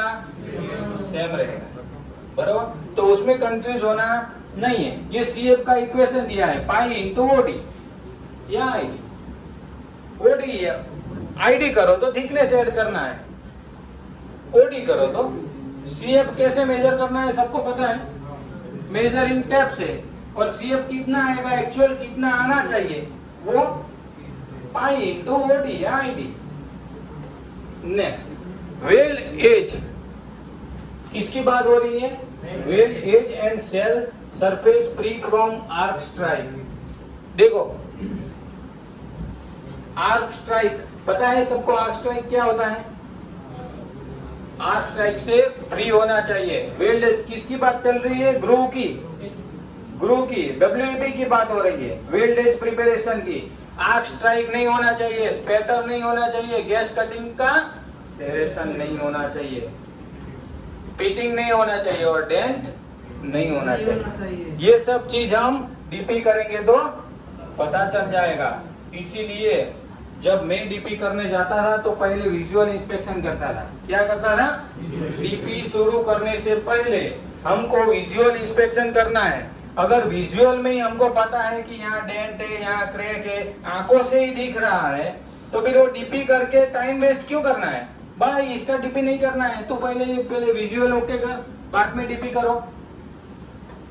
तो क्वालिटी इंस्पेक्टर का एक अपना अपना इंस्पेक्शन करने का तरीका, नजरिया होना चाहिए।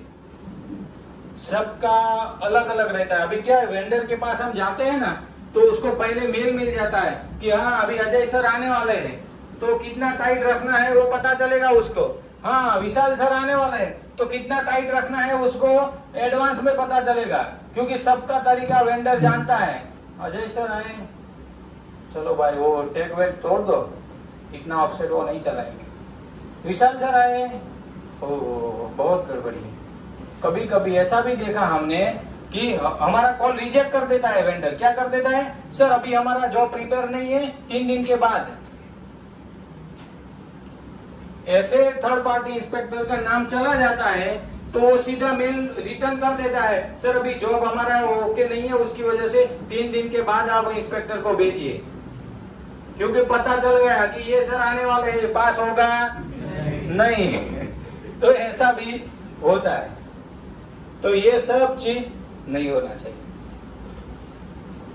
Measure length of shell at 3 location, minimum 3 location पे तो आपको चेक करना ही, बरोबर। Measure profile with profile template having chord length. Chord length सबको पता है भाई, कौन से स्टैंडर्ड में आया था ये?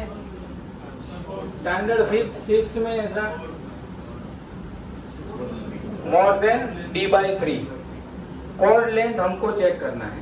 क्या लिखा है? Measure profile with profile template, profile template having chord length more than D/3। मतलब ये क्या बोल रहा है कि ये समझो कि एक सेल है, तो इसका क्या करना है? D/3 हुआ है। चलो ये एक पार्ट है, ये दूसरा पार्ट है, और ये क्या है? तीसरा पार्ट है। तो इसका हमें क्या बनाना है? पहले प्रोफाइल टेम्पलेट। अभी मिनिमम प्रोफाइल टेम्पलेट कितना होना चाहिए? D/3। 1000 mm था वो सर वेल्डर का टेक के लिए था, वो इसमें नहीं है।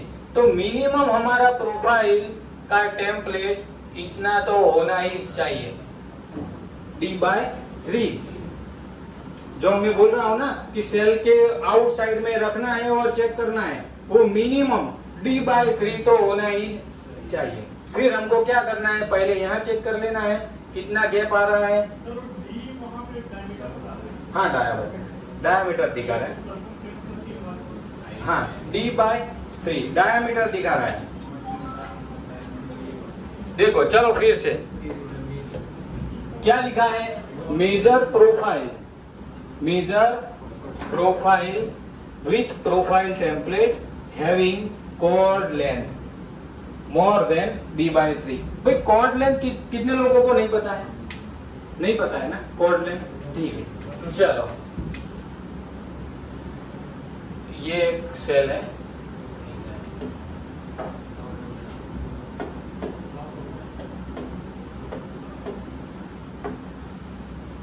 ये इसका सेंटर है। क्या हो गया?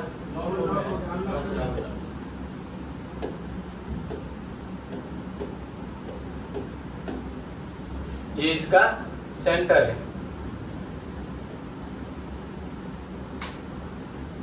ये जो चीज आया उसको हम क्या बोलेंगे?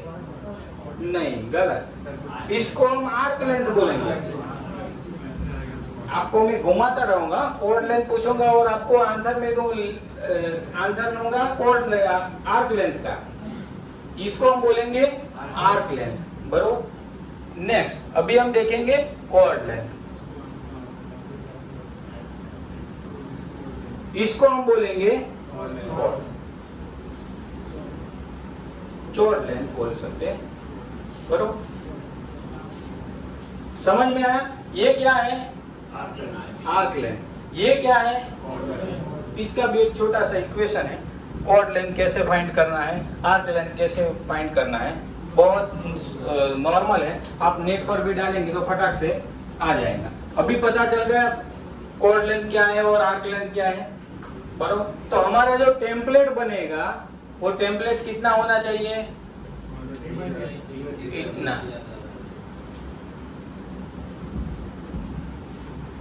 समझ में आ रहा है भाई सबको?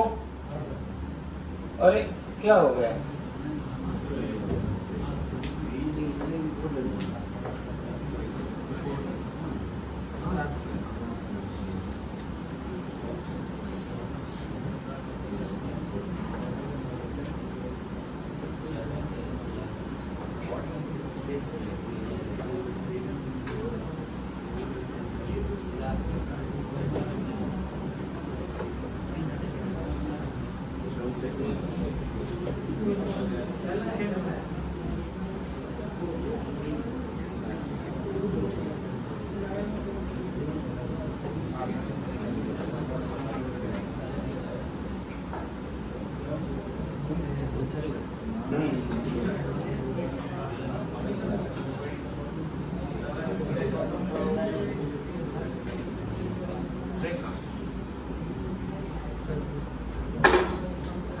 कॉर्ड लेंथ और आर्क लेंथ में सबको पता चला?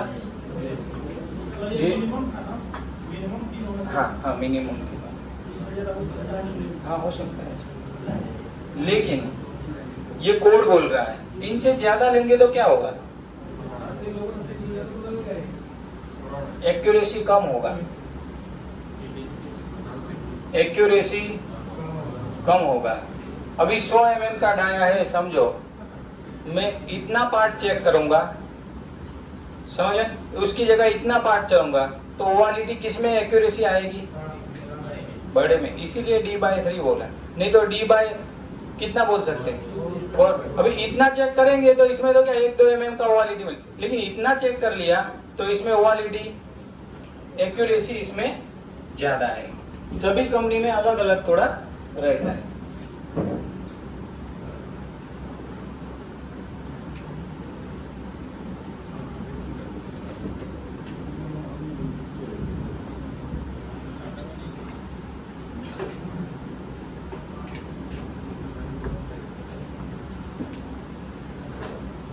ये कौन सा जॉइंट है?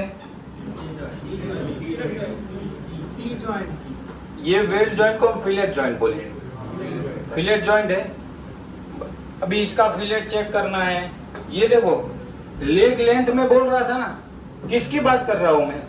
यहां से यहां तक की वेल्डिंग जॉइंट की बात कर रहा हूं। वेल्डिंग जॉइंट में लेग लेंथ क्या है, थ्रू क्या है? ये कोना मिला यहां से, तो यहां से यहां तक की लेंथ है, उसको क्या बोलेंगे? Leg length. सेम चीज यहां से यहां तक की जो चीज है, ये वेल्डिंग जहां खत्म होगा उसको क्या बोलेंगे? लेग लेंथ, बरोबर है ना सर? थ्रू कहां बोलेंगे? थ्रू 45 डिग्री पे, ये सेंटर से 45 डिग्री पे हम यहां पर ये ऐसे रखेंगे तो क्या मिला हमको? थ्रू लेंथ मिला। कॉन्सेप्ट क्लियर हुआ? लेग लेंथ क्या है? फिलेट में दोनों जगह पे आएगा, यहाँ से यहाँ, और ये थ्रू मतलब यहाँ से यहाँ कितना रूट मारना है, कितना स्ट्रेंथ, कितना वेल्डिंग मारना है, वो कैसे पता चलेगा? लेग लेंथ है, थ्रू दिया है, तभी पता चलेगा ना कि वेल्डिंग कहाँ तक ठोकते रहना है। नहीं तो कितना भी पास मार सकते हैं ना, यहाँ तक भी पास मार सकते हैं ना, वो उसकी भी लिमिट होती है ना, as per WPS। Leg length क्या है, थ्रो क्या है, रिइंफोर्समेंट क्या है? रिइंफोर्समेंट क्यों दिया? रेनफोर्समेंट नहीं देंगे तो क्या होता? रेनफोर्समेंट अगर हम नहीं देते तो वेल्डर को क्या होता?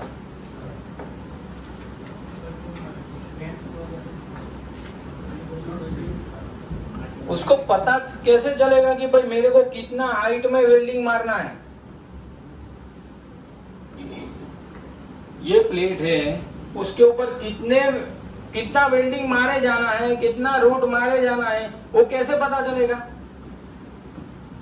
रेनफोर्समेंट का हमने हाइट दिया है तभी पता चलेगा ना। रेनफोर्समेंट कैसे चेक करते हैं? समझो कि ये यूनिवर्सल वेल्डिंग गेज है, इसका ये जो चीज है दो, इसको हम लेग बोलेंगे। क्या बोलेंगे? लेग। ये जो इसके ऊपर बैठा उसको हम क्या बोलेंगे? लेग बोलेंगे, बरोबर। अभी रेनफोर्समेंट इसका कितना है, इसके सेंटर में रखूंगा तो पता चलेगा। ये चेक वो दिख रहा है आपको सबको? अभी इसका मेरे को mm और इंच दोनों में रीडिंग मिलेगा। किसमें?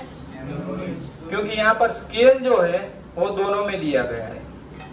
देखो ये रहा mm और यहाँ पर जो है वो IN लिखा हुआ है, मतलब इंच है। तो हमने ये चेक किया तो इसका रेनफोर्समेंट हमें पता चला कि ये 5 mm है। कितना है? 5 mm है। 5 mm का यहाँ कापा मैच हो रहा है। तो ये हमने क्या चेक किया? रेनफोर्समेंट। कितना रूट ठोके जाना है वो रेनफोर्समेंट से पता चले। भाई सबको समझ में आ रहा है? देखो ये अभी शुरुआत है, प्रोसीड्यूर अभी चालू हुआ नहीं। ये सब बेसिक बातें हैं। कोड लेंथ क्या है, आर्क लेंथ क्या है, थ्रो क्या है, लेग लेंथ क्या है, WEP क्या है, वेल्ड एज प्रिपरेशन क्या है, रन आउट प्लेट क्या है, रन इन प्लेट क्या है, मटेरियल का आइडेंटिफिकेशन का स्टैम्प होना चाहिए, वेल्डर का नंबर होना चाहिए, जॉइंट का नंबर होना चाहिए। ये सब अभी बेसिक टर्म्स जो है, एक एक चीज उसको हम समझ रहे हैं कि वेल्ड मैप क्या होता है। अभी तक इंस्पेक्शन शुरू हुआ नहीं है। ये छोटी छोटी चीजें है ना, अगर पता नहीं है तो इंस्पेक्शन हमने शुरू कर दूंगा तो पता चलेगा। अभी लॉन्ग सिम क्या है, सब सिम क्या है वो ही पता नहीं है और मैंने इंस्पेक्शन करना शुरू कर दिया तो पता चलेगा नहीं।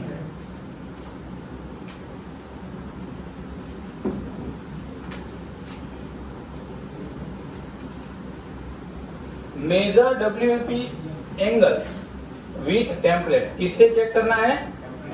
टेम्पलेट से चेक करना है। WEP एंगल का टेम्पलेट हमने देखा 60 डिग्री 70 डिग्री, उसमें भी अप्रूव ड्राइंग में 60 डिग्री ±5, 70 डिग्री ±5 ऐसा ग्रू एंगल दिया रहता है। डबल भी करना है, सिंगल भी करना है, वो भी दिया रहता है। डबल भी रहेगा तो भी पीछे की साइड कितना एंगल आएगा, ऊपर कितना एंगल आएगा, वो सब कुछ दिया रहेगा। ज्यादा थिकनेस रहेगा तो डबल भी दिया होगा, कम थिकनेस रहेगा तो सिंगल भी रहेगा। Measure WEP root gap and root face. Root gap और रूट फेस दोनों टर्म हमको समझना पड़ेगा कि रूट गैप क्या है। रूट गैप क्या है?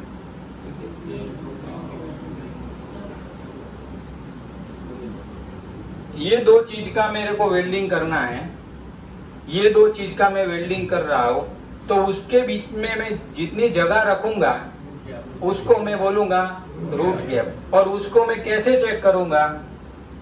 टेपर गेज से। ये मैंने सेट किया और ये इसका भी टॉलरेंस रहेगा 2 mm से 3 mm रेंज रहेगा। कितना रहेगा?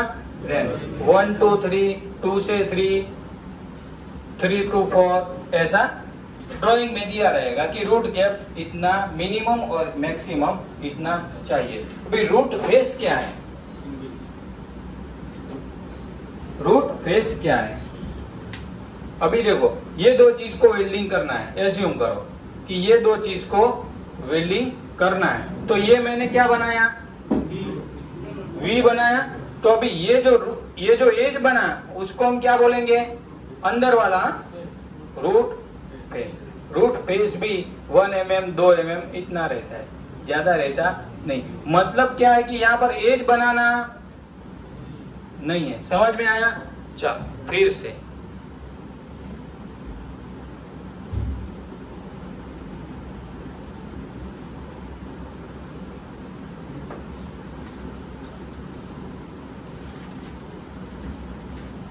ये 2 प्लेट है। क्या है? 2 प्लेट।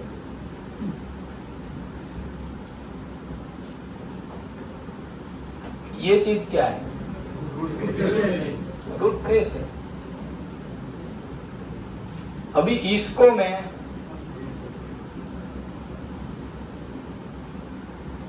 ऐसे नहीं कर सकता हूं।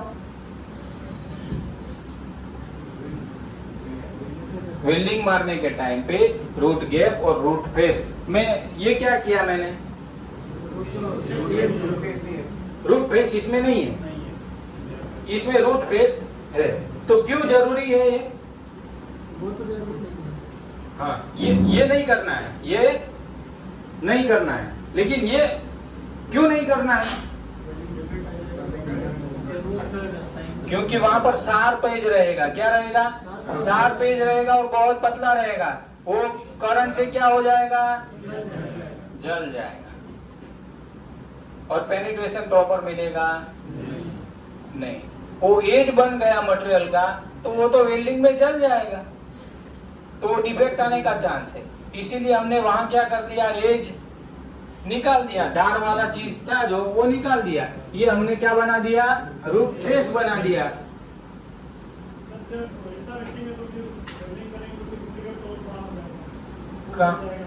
हाँ, ये यहाँ ना, हाँ, वेल्डिंग डिफेक्ट आने का बहुत चांस है।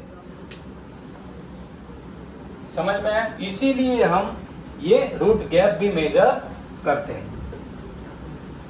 अभी रूट गैप और रूट फेस में किसी को डाउट है? रूट गैप क्या है और रूट फेस क्या है? डाउट नहीं है। Measure offset mismatch between 2 adjoining face. 2 face join हो रही है, उसका ऑफसेट कितना है, उसकी बात चल रही है। Of shell using welding gauge. क्या किससे करना है? Welding gauge. अभी मैं बोला था ना, इससे ऑफसेट भी चेक कर सकते हैं। अभी देखो, फिट अप की बात चल रही है। किसकी बात चल रही है? फिट अप की बात चल रही है। तो ये प्लेट है। अभी ऐसा एज्यूम करो कि इसका वेल्डिंग मारा नहीं है, सिर्फ टैक वेल्डिंग मारा है। क्या मारा है? सिर्फ टैक वेल्डिंग मारा हुआ है। देखो, इसका फिटअप प्रॉपर नहीं हुआ है, उसकी वजह से इसका क्या हाल है? अगर इसका फिटअप का इंस्पेक्शन प्रॉपर हुआ होता तो ऐसा होता नहीं। तो हमें अभी क्या चेक करना है? ऑफसेट। ऑफसेट भी हम देखेंगे कि as per ASME section 8 division 1 UW 33 के हिसाब से ऑफसेट कितना होना चाहिए, कितना अलाउएबल है। एज पर थिकनेस है, वो प्लेट की थिकनेस के हिसाब से वो टेबल नेक्स्ट आएगा, तो उसमें हमें पता चलेगा। अभी इसमें हमें मिसमैच चेक करना है, तो क्या करेंगे कि ये जो लेग है यूनिवर्सल वेल्डिंग गेज का, ये सबको दिखाई दे रहा है। लेग, लेग किसको बोलेंगे? ये जिसके ऊपर बैठ रहा है उसको लेग बोलेंगे। ये जो चीज टच हो रहा है ना, उसको क्या बोलेंगे? लेग। अभी क्या है? ये तो वेल्डिंग हुआ नहीं है, सिर्फ टैक वेल्डिंग हुआ है और फिटअप हुआ है। क्या हुआ है? फिटअप हुआ है। अभी हम इसको इधर टच कर रहे हैं। ये चोंच दिख रहा है सबको, चोंच धार वाला नुकीला चीज, उसको हम इधर बिठा के यहाँ चेक कर रहे हैं। यहाँ कितना mm आया? 7 mm मुझे दिख रहा है। यहाँ पर 7 mm आया। सेम चीज मैं यहाँ पर करूंगा। क्या करूंगा? यहाँ पर करूंगा। ये फिर से यहाँ पर मैं टच किया, यहाँ पर मेरे को 3 mm मिला। सर मुझे ऑफसेट चेक करना। समझ में आया? उस साइड क्या मिला? 7 mm। यहाँ पर मुझे क्या मिला? 3 mm। मतलब ऑफसेट कितना हुआ? फिटअप 4 mm ऑफसेट है। क्या बोलेंगे? फिटअप 4 mm ऑफसेट है। अभी इसको क्या करना है? अटेंड करने के लिए टैक वेल्डिंग तोड़ना है और फिर से अगर प्लेट है तो उसको फिर से चेक करना है। सेल है तो सेल को क्या करना है? फिर से रोलिंग करके प्रॉपर करना है। बहुत कंपनियों में मैंने देखा है फिर से रोल करना पड़ता है, क्योंकि फिटअप प्रॉपर होता नहीं है, क्योंकि रोलिंग ही घंटे जैसा हुआ होगा। रोलिंग ही अच्छा नहीं है तो फिट अप करने वाला कितना भी ट्राई मारेगा हो ही नहीं पाएगा उससे। तो ये हमने क्या चेक किया, ऑफसेट मिसमैच। तो इससे हम ऑफसेट मिसमैच भी चेक कर सकते हैं। इसका नाम क्या है, ये बहुत कंपलसरी है। ये जो नुकीला चीज दिया है वो थ्रू चेक करने के लिए, क्या चेक करने के लिए, थ्रू चेक।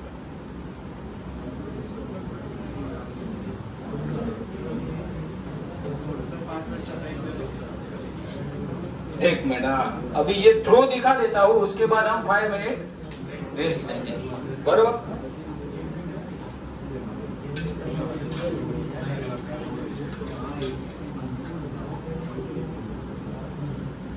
देखो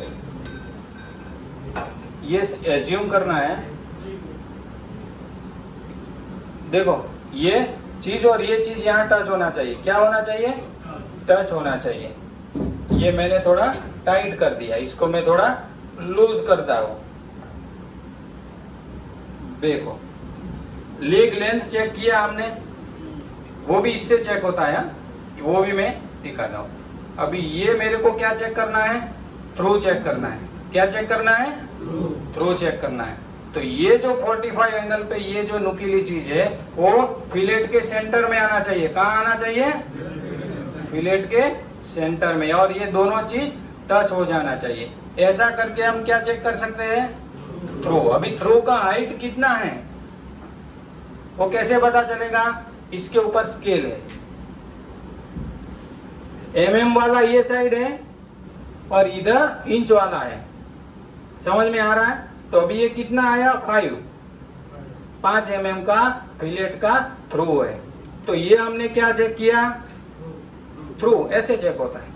किसी को कोई डाउट है इसमें, तो बाहर से चेक हुआ, अंदर से चेक करना है। नहीं ये हो गया ना अंदर से, ये ओके। हाँ यही चीज है। अभी इसका जो कोना आ रहा है वहां से ये फिलेट का थ्रू कितना है, वो क्या है, 5 mm। वो चीज ये चेक हो गया। ये यूनिवर्सल वेल्डिंग गेज से ऐसे चेक होता है। ये दोनों, ये अभी क्या है, कैलिब्रेटेड रहेगा ना, तो ये प्रॉपर बनने ऐसे दोनों बैठ जाएगा और ये सेंटर में ही आएगा।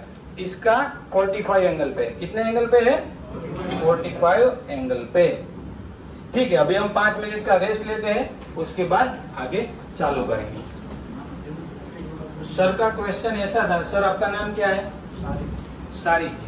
सारिक जी का क्वेश्चन ऐसा था कि पाइप में ऑफसेट कैसे चेक करेंगे। तो ये इंस्ट्रूमेंट है, इसको हम क्या बोलेंगे, high low gauge. High low gauge, बरोबर। तो अभी इसको कैसे इंस्पेक्शन करना है, हमने प्लेट का तो देख लिया, लेकिन पाइप में अगर ऑफसेट है फिटअप के टाइम पे तो कैसे चेक करेंगे।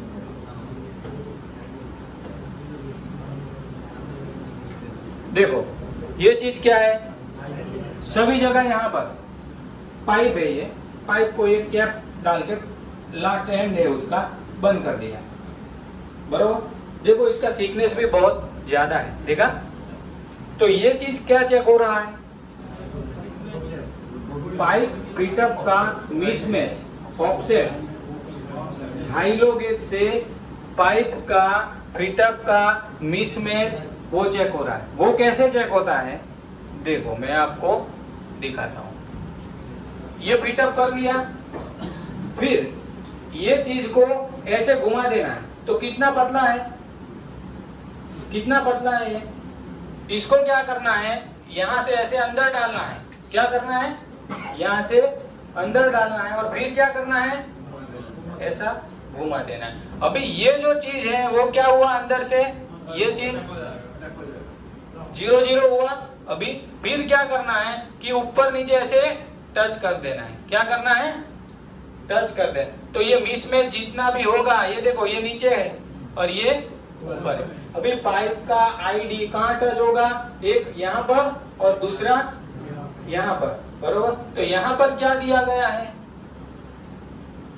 स्केल दिया है। यहाँ पर क्या दिया है, स्केल।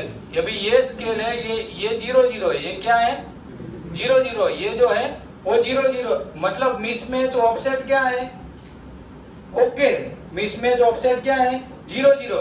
लेकिन इनसाइड ऐसा करने का, क्योंकि वो रूट गैप कम होगा, ऑलवेज वो रूट गैप कम होगा, इसीलिए इसको ऐसा डाल के ऐसा घुमा देना है, यहाँ पर ऐसा डाल के ऐसा घुमा देना है। आप डायरेक्ट ऐसे ट्राई करेंगे तो जाएगा नहीं, ऐसे आप ट्राई करेंगे तो शायद जाएगा नहीं, क्योंकि ये सब चीज, लेकिन ऐसा डालना है, क्योंकि ये सब देखो इतना पतला तो जाएगा ना, इतना पतला डालने के बाद यहाँ पर ऐसा घुमा देना है। घुमा देंगे तो यहाँ पर आपका फेस पाइप का आईडी बैठेगा, यहाँ पर ऐसे, फिर इसको क्या करना है टच कर लेना है, ऊपर की फेस को टच कर लेना है। ये देखो एक नीचे है और एक ऊपर है, कितना mm है वो यहाँ से हमको पता चलेगा। ये 5 6 7, यहाँ 7 mm ऑफसेट बोला जाता है, ड्राइंग में लिखा रहेगा कि ऑफसेट कितना अलाउएबल है। तो पाइप का ऑफसेट मिसमैच ऐसे चेक करना है, उसको चारों तरफ चेक करेंगे।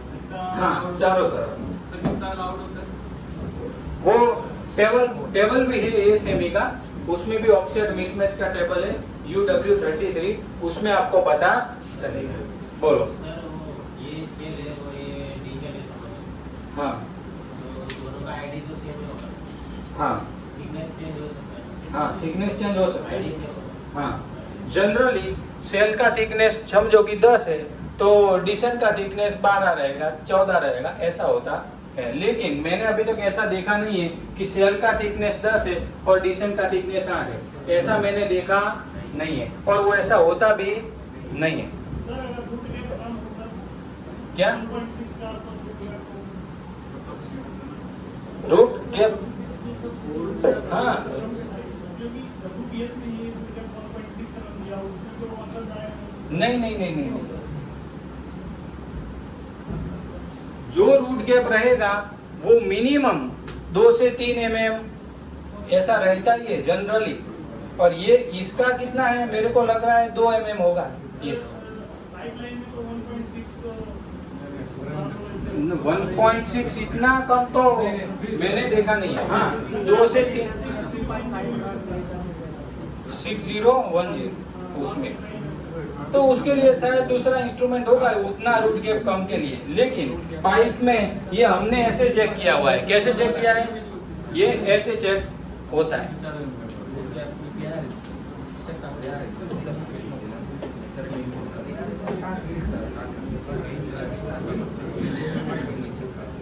समझ में आ रहा है भाई?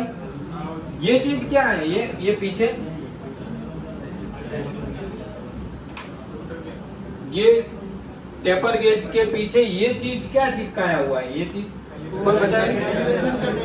कैलिब्रेशन का मतलब क्या हुआ कि इसका भी कैलिब्रेशन होता है, इसके ऊपर भी स्टिकर रहता है या ऐसे चिपकाया रहता है केबल टाई से, फर्स्ट से चिपकाया हुआ, तो ये भी कैलिब्रेट होगा। सब इंस्ट्रूमेंट जितने भी है, वेल्डिंग गेज है, ये सब की जितना भी है, बीवेल गेज, ये सब कुछ क्या होगा? कैलिब्रेट होगा। और इसके पीछे ही स्टिकर लगाया होगा, इसके पीछे तो शायद स्टिकर है। ये सब आपको दिखाने के लिए है।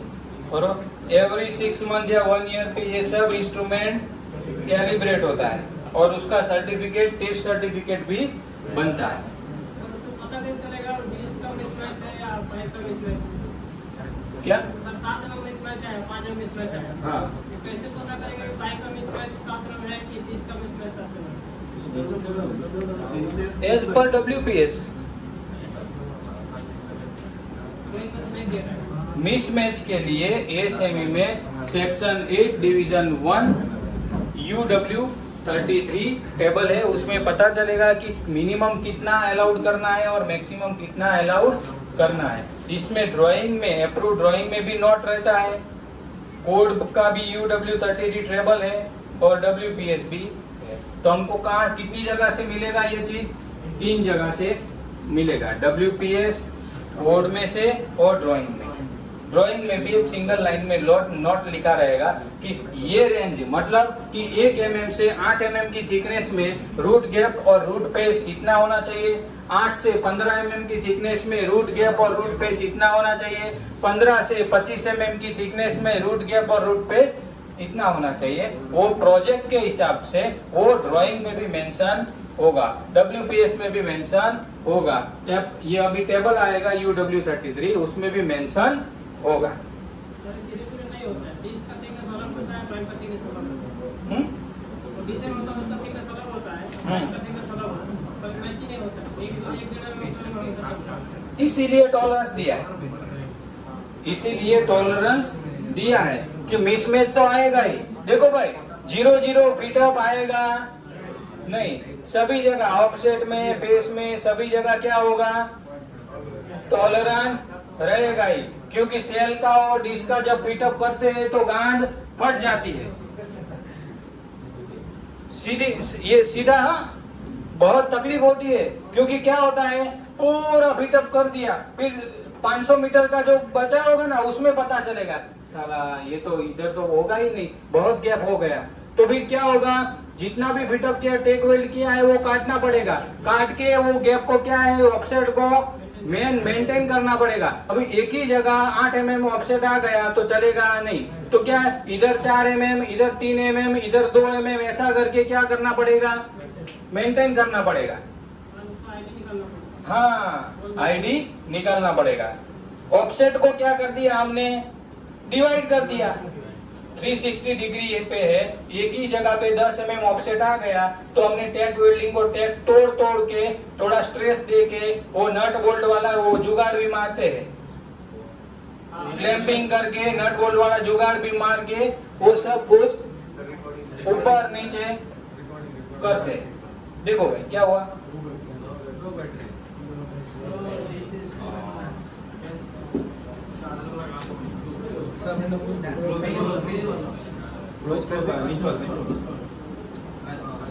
स्टॉप करके दूसरे किसी का मोबाइल लगा दो। ओके चलेगा, ठीक है। अभी भाई पाइप का क्लियर हुआ, पाइप में आपसे ऑफसेट कैसे चेक करते हैं,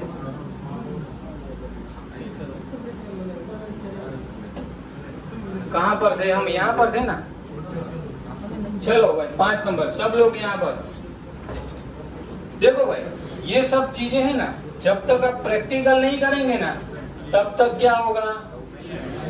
मैंने आपको दिखा दिया कि थ्रू ऐसे चेक करना है, लेग लेंथ ऐसे चेक करना है, ऑफसेट ऐसे चेक करना है, सेल और डिसेट का फिटअप में गांठ फट जाती है, लेकिन किसी ने किया होगा तभी पता चलेगा। एक ही जगह पे 8 mm आ गया और हमारा रेंज 5 mm का है तो उसको क्या कर देना है, डिवाइड कर देना है, थोड़ा थोड़ा डिवाइड करना है।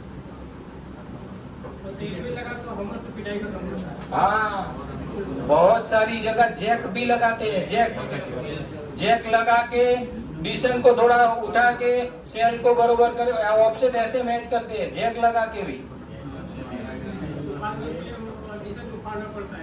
हाँ और दूसरा एक ऐसा थ्रेड वाला सरिया भी आता है, पता है, थ्रेड वाला ऐसा लंबा आएगा और दोनों एंड पे है ना ऐसा गोल घुमाने वाला, उससे भी होता है सेटअप फिटअप करने के टाइम पे थ्रेड वाला, उसको भी इधर थोड़ा घुमाएंगे इधर थोड़ा घुमाएंगे, वैसा बीच में ऐसा भी रहता है। हाँ तो वो सब सेट करने के लिए ये सब ऑफसेट चेक करना। ठीक है चलो अभी हम inspection ruling based on inspection measurement and records acceptable setup shall be release for further work. क्या करना है, एक्सेप्टेबल सेटअप को क्या करना है, आगे के फर्दर वर्क के लिए रिलीज करना है। फर्दर वर्क क्या रहेगा, वेल्डिंग मारना। हमने फिटअप इंस्पेक्शन किया, ओके किया, रिपोर्ट साइन किया, उसके बाद वेल्डर वेल्डिंग मारना चालू करेगा। अगर हम 2 दिन की छुट्टी पे है तो क्या होगा,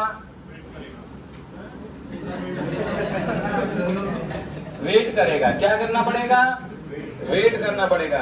फिटअप इंस्पेक्शन का रिपोर्ट साइन नहीं हुआ है, उसके बिना वेल्डर वेल्डिंग मार सकता नहीं है।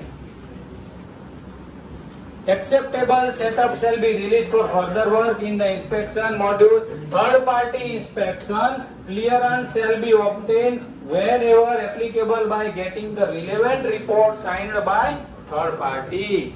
थर्ड पार्टी का भी एक्सेप्टेंस ले लेना है वेल्डिंग शुरू करने से पहले और उसका भी रिपोर्ट साइन करवा लेना है. वो क्या है, वेल्डिंग चालू हो जाएगा ना, बाद में हम रिपोर्ट साइन करवाने जाएंगे ना तो थोड़ा वो धक्का खिलाएगा. क्या करें, वेल्डिंग चालू कर दिया, रिपोर्ट भी साइन नहीं करवाया तूने, कल आना, ऐसा होता है. इसीलिए हमें क्या करना है, वेल्डिंग शुरू करने से पहले थर्ड पार्टी का रिपोर्ट भी साइन करवा लेना. अभी इसको थर्ड पार्टी को इंस्पेक्शन करवाने का है कि नहीं करवाना है बेटा, वो कहाँ लिखा होगा, हमको कैसे पता चलेगा कि भाई थर्ड पार्टी का इंस्पेक्शन करवाना है या नहीं करवाना है, कहाँ लिखा होगा. आईटीबी में लिखा रहेगा कि क्लाइंट कौन है, क्लाइंट का इंस्पेक्शन विटनेस है, रिव्यू क्या है, फिर थर्ड पार्टी की टीपीआई का क्या है, वेंडर को कितना इंस्पेक्शन करना है, वो सब चीज कितना परसेंट करना है, रैंडम विटनेस करना है कि बोल करना है. कभी कभी क्या होता है कि अभी 6 प्रेशर वेसल है तो उसमें सेल में समझो कि 15 जॉइंट है तो उसमें लिखा होगा RW. आईटीबी में क्या लिखा होगा, RW. मतलब 15 जॉइंट में से आपको RW रैंडम विटनेस 10% रहेगा तो 15 जॉइंट का 10% जितना भी होता है उतना जॉइंट कर देना है, वो भी क्या रेंडमली, और उसके बाद वो 15 का जॉइंट का वेल्डिंग मार सकता है. समझ में आया. तो ये चीज है. Unacceptable setup shall be rejected with the reason in the system. अगर कोई भी सेटअप हमने रिजेक्ट किया तो हमको उसका भी रिपोर्ट सिस्टम में डालना है कि मैं ये जगह पे ये जॉइंट चेक करने गया था और वो इधर मेरे को ऑफसेट ये मिला, वो आउट ऑफ रेंज है, उसकी वजह से ये सेटअप में रिजेक्ट कर रहा हूँ. तो थर्ड पार्टी ने कहाँ पर काम किया, कितना टाइम कहाँ वेस्ट हुआ, वो सब कुछ क्या रिकॉर्ड बनेगा. क्योंकि वेंडर तो क्या है, ऑफसेट रहेगा तो भी आपको ऑफर करेगा. फिर ये हमारा रिपोर्ट जाएगा क्लाइंट के पास कि आज हमने इतना ऑफसेट रिजेक्ट किया, इतना फिटअप रिजेक्ट किया, तो फिर क्लाइंट क्या करेगा, वेंडर की बजाएगा. मेरा टीपीआई को तो क्या है, ये सब चीज करने के लिए वहां मैंने रखा है. तू पहले ओके कर, उसके बाद उसको ऑफर कर.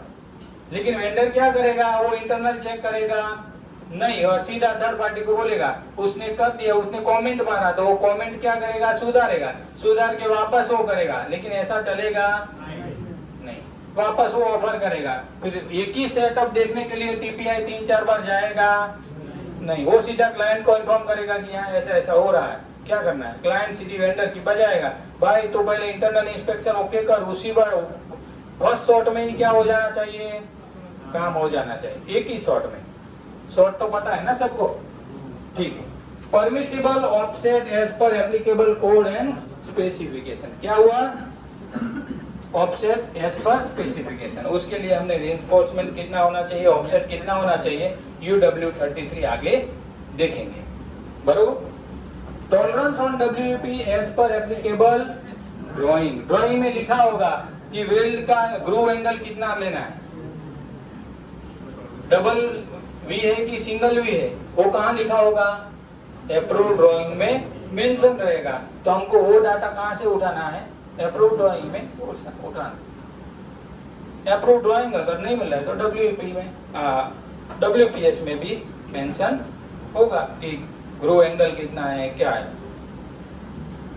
Report self fit up inspection report. Self fit up का इंस्पेक्शन का रिपोर्ट बनेगा. कैसा रिपोर्ट बनेगा,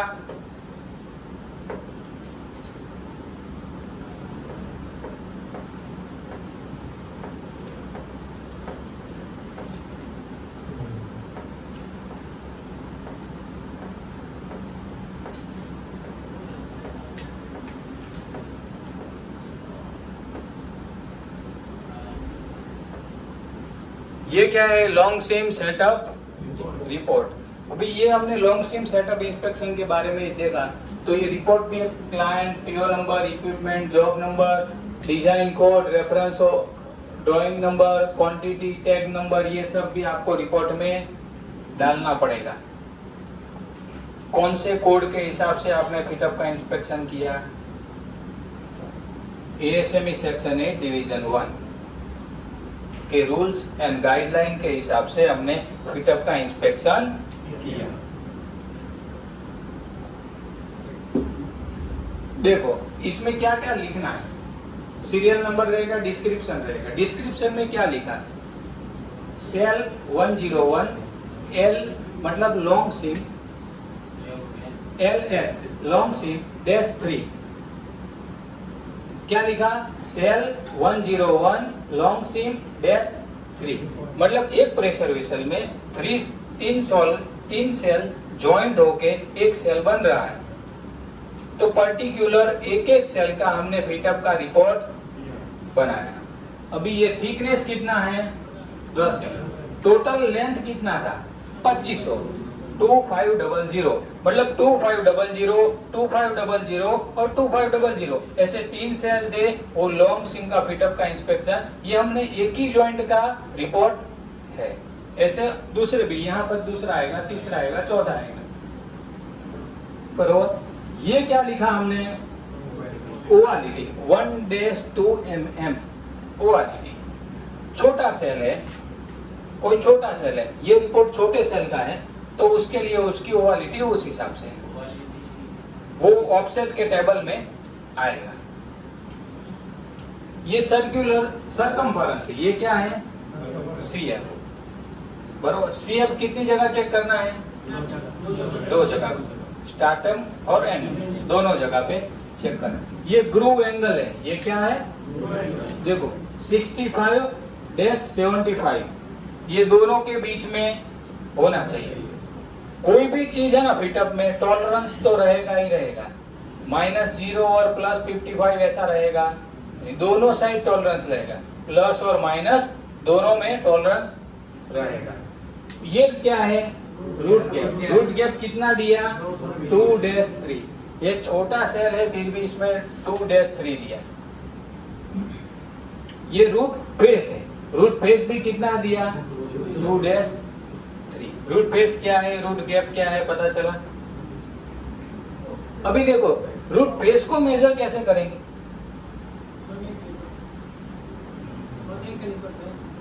अगर ज्यादा थिकनेस है तो वर्नियर कैलिपर से मेजर कर सकते हैं, नहीं तो फिर ये ऐसा टेप का पट्टी पे आता है, छोटा थिकनेस है, समझो कि 8 mm, 6 mm, 3 mm है, तो क्या है रूट फेस के ऊपर हम ये 100 का कापा में रखेंगे और वहां से देखें हाँ 1 mm, 2 mm है। जब बड़ा थिकनेस है प्लेट का और सेल का तो वर्नियर से भी चेक करें। तो हमको रूट फेस भी चेक करना है और रूट गैप भी चेक करना है, लेकिन जनरली रूट फेस कोई दिखाता नहीं है, वो बोलेगा रूट फेस में किसको पता है तो ये दिखाने का है, लेकिन हम डिमांड करेंगे तो दिखाएगा। लेकिन कोई रूट फेस बनाता भी सब ऐसे ही चलता है, बहुत सारी कंपनी में देखा है। उसको करना क्या है, ये रूट फेस के लिए करना क्या है, सिर्फ ग्राइंडर एज के ऊपर घुमा देना है, समझो कि आ गए 1-2 mm, ग्राइंडिंग का व्हील एक ऐसे घुमा देना है तो 1 mm तो ऐसे ही आ जाएगा, वही करना है। फिर क्या है ऑफसेट, मिसमैच। ऑफसेट हम ये हाई लो गेज पाइप है तो हाई लो गेज से भी मेजर कर सकते हैं, ये यूनिवर्सल वेल्डिंग गेज से भी मेजर कर सकते हैं। ये किसके लिए है, ऑफसेट के लिए। ये दोनों चीज ऑफसेट, ये मल्टीपर्पज यूज है, इससे बहुत कुछ हम चेक कर सकते हैं। ऑफसेट इसने 1 mm मैक्स ऐसा दिया। अभी देखो ये प्लेट के ऊपर ऑफसेट कैसे चेक करने का हमने देखा, बराबर पाइप में ऑफसेट कैसे चेक करने का वो भी देखा। ये सब चीज आपको 4 बजे प्रैक्टिकल में करना है, यहाँ पर करना है। बहुत सारे ऐसे भी इंस्ट्रूमेंट है, वहां से आपको एक बार ट्राई कर लेना है। तो फील्ड में जाएंगे तो यूनिवर्सल गेज ऐसे पकड़ेंगे तो नया लगना नहीं चाहिए। एज प्रिपरेशन फाउंड सेटिस्फैक्टरी, क्या लिखा है फाउंड सेटिस्फैक्टरी। तो ये हुआ लॉन्ग सिम सेटअप का इंस्पेक्शन रिपोर्ट। ये सब चीज में देखो job number, manufacturing number, heat number, part number, thickness, ये थर्ड पार्टी का साइन रहेगा, ये लेंथ दिखा रहा है।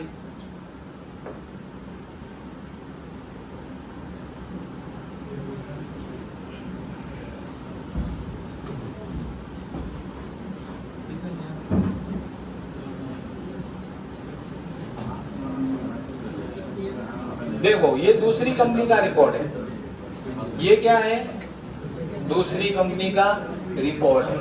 ये क्या लिखा इसने, MSN number, client number, PO number, code में भी इसने क्या लिखा, ASME section 1 division 1 edition 2021।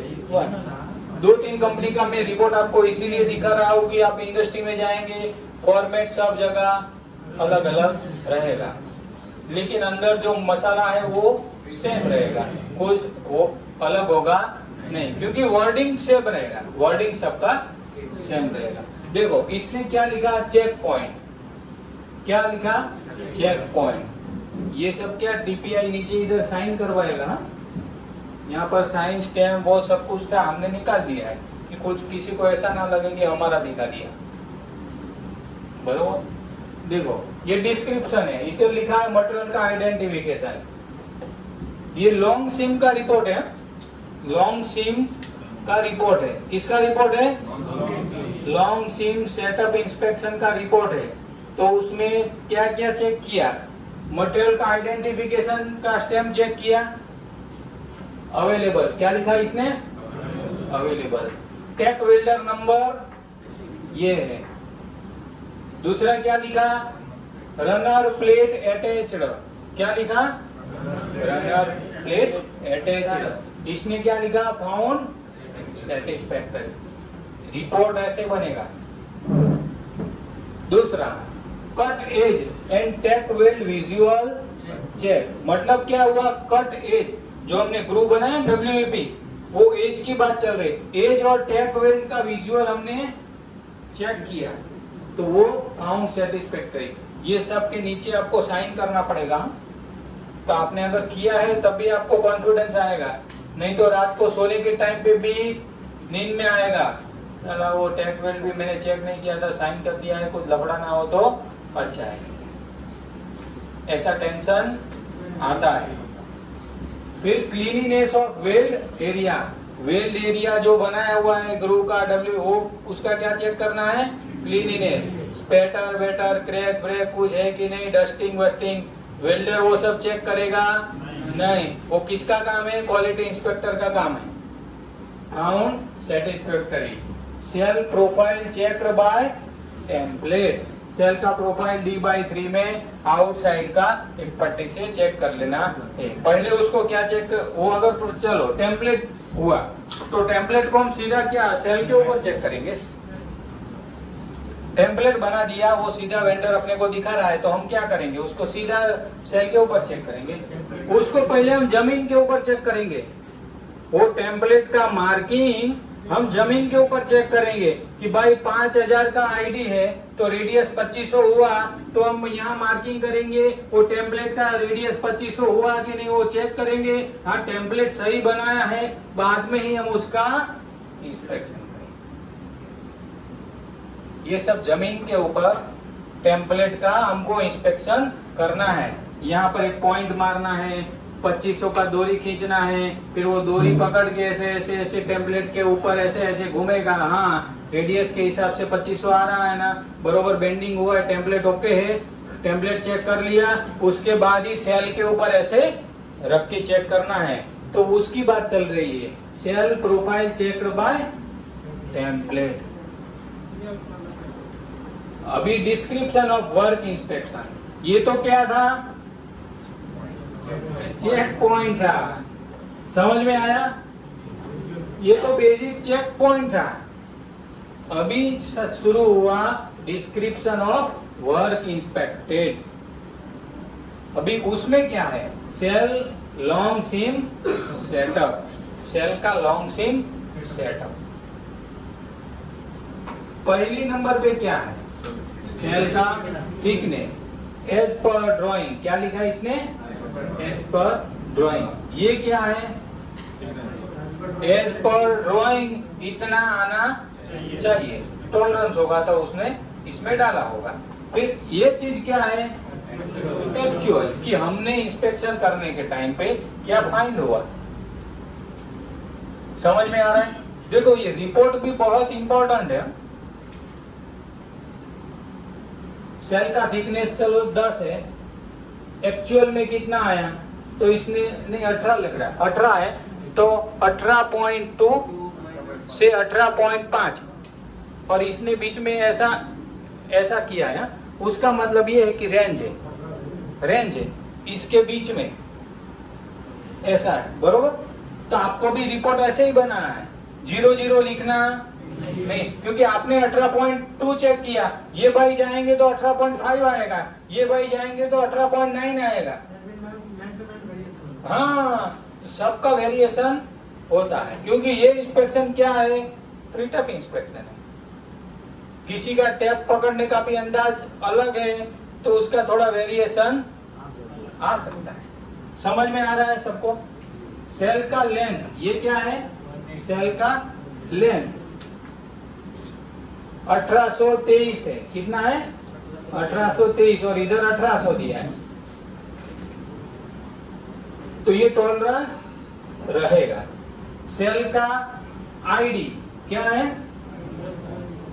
Cell ID 1500, इसको 1490 से 1532 तक मिला है। देखो आईडी में कितना वेरिएशन है, क्योंकि उसने कितनी जगह पे चेक किया होगा तभी उसको मिनिमम मैक्सिमम मिला। आईडी 360 डिग्री है तो सिर्फ 4 जगह पे मेजर करके छोड़ देना नहीं है, मिनिमम 6-7 जगह पे चेक करेंगे तो मिनिमम क्या आईडी है और मैक्सिमम क्या है वो पता चलेगा, तो वो रिपोर्ट में हमें मेंशन कर देना है।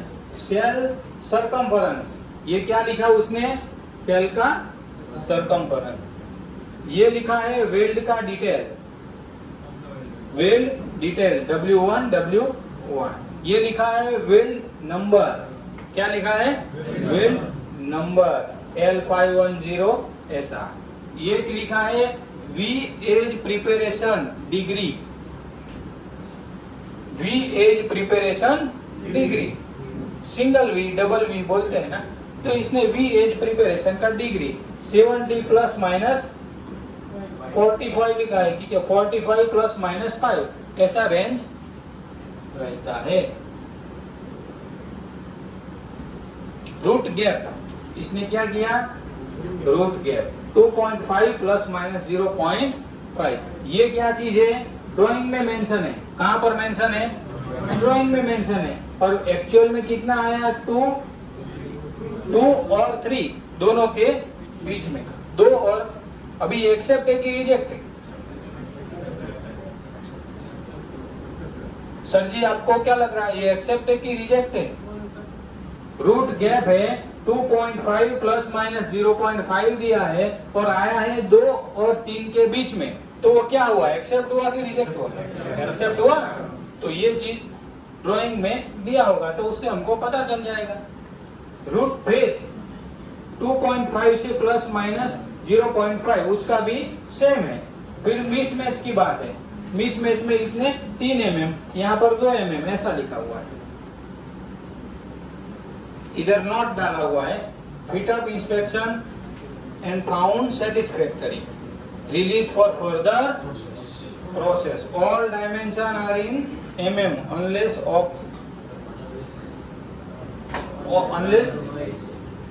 क्या लिखा है, मेंशन ऐसा कुछ लिखा होगा।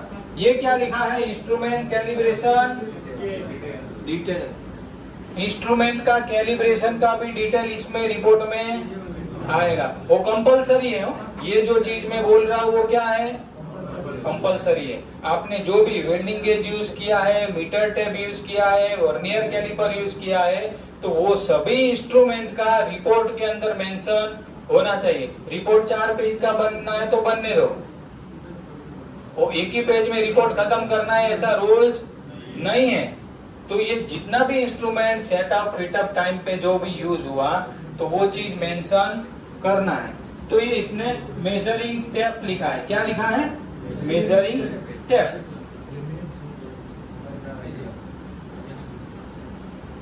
समझ में आ रहा है भाई सबको, किसी को कुछ डाउट? ठीक है, अभी हम 1:05 हुआ है, 2:05 को स्टार्ट करेंगे लंच टाइम, बरोबर, ठीक है।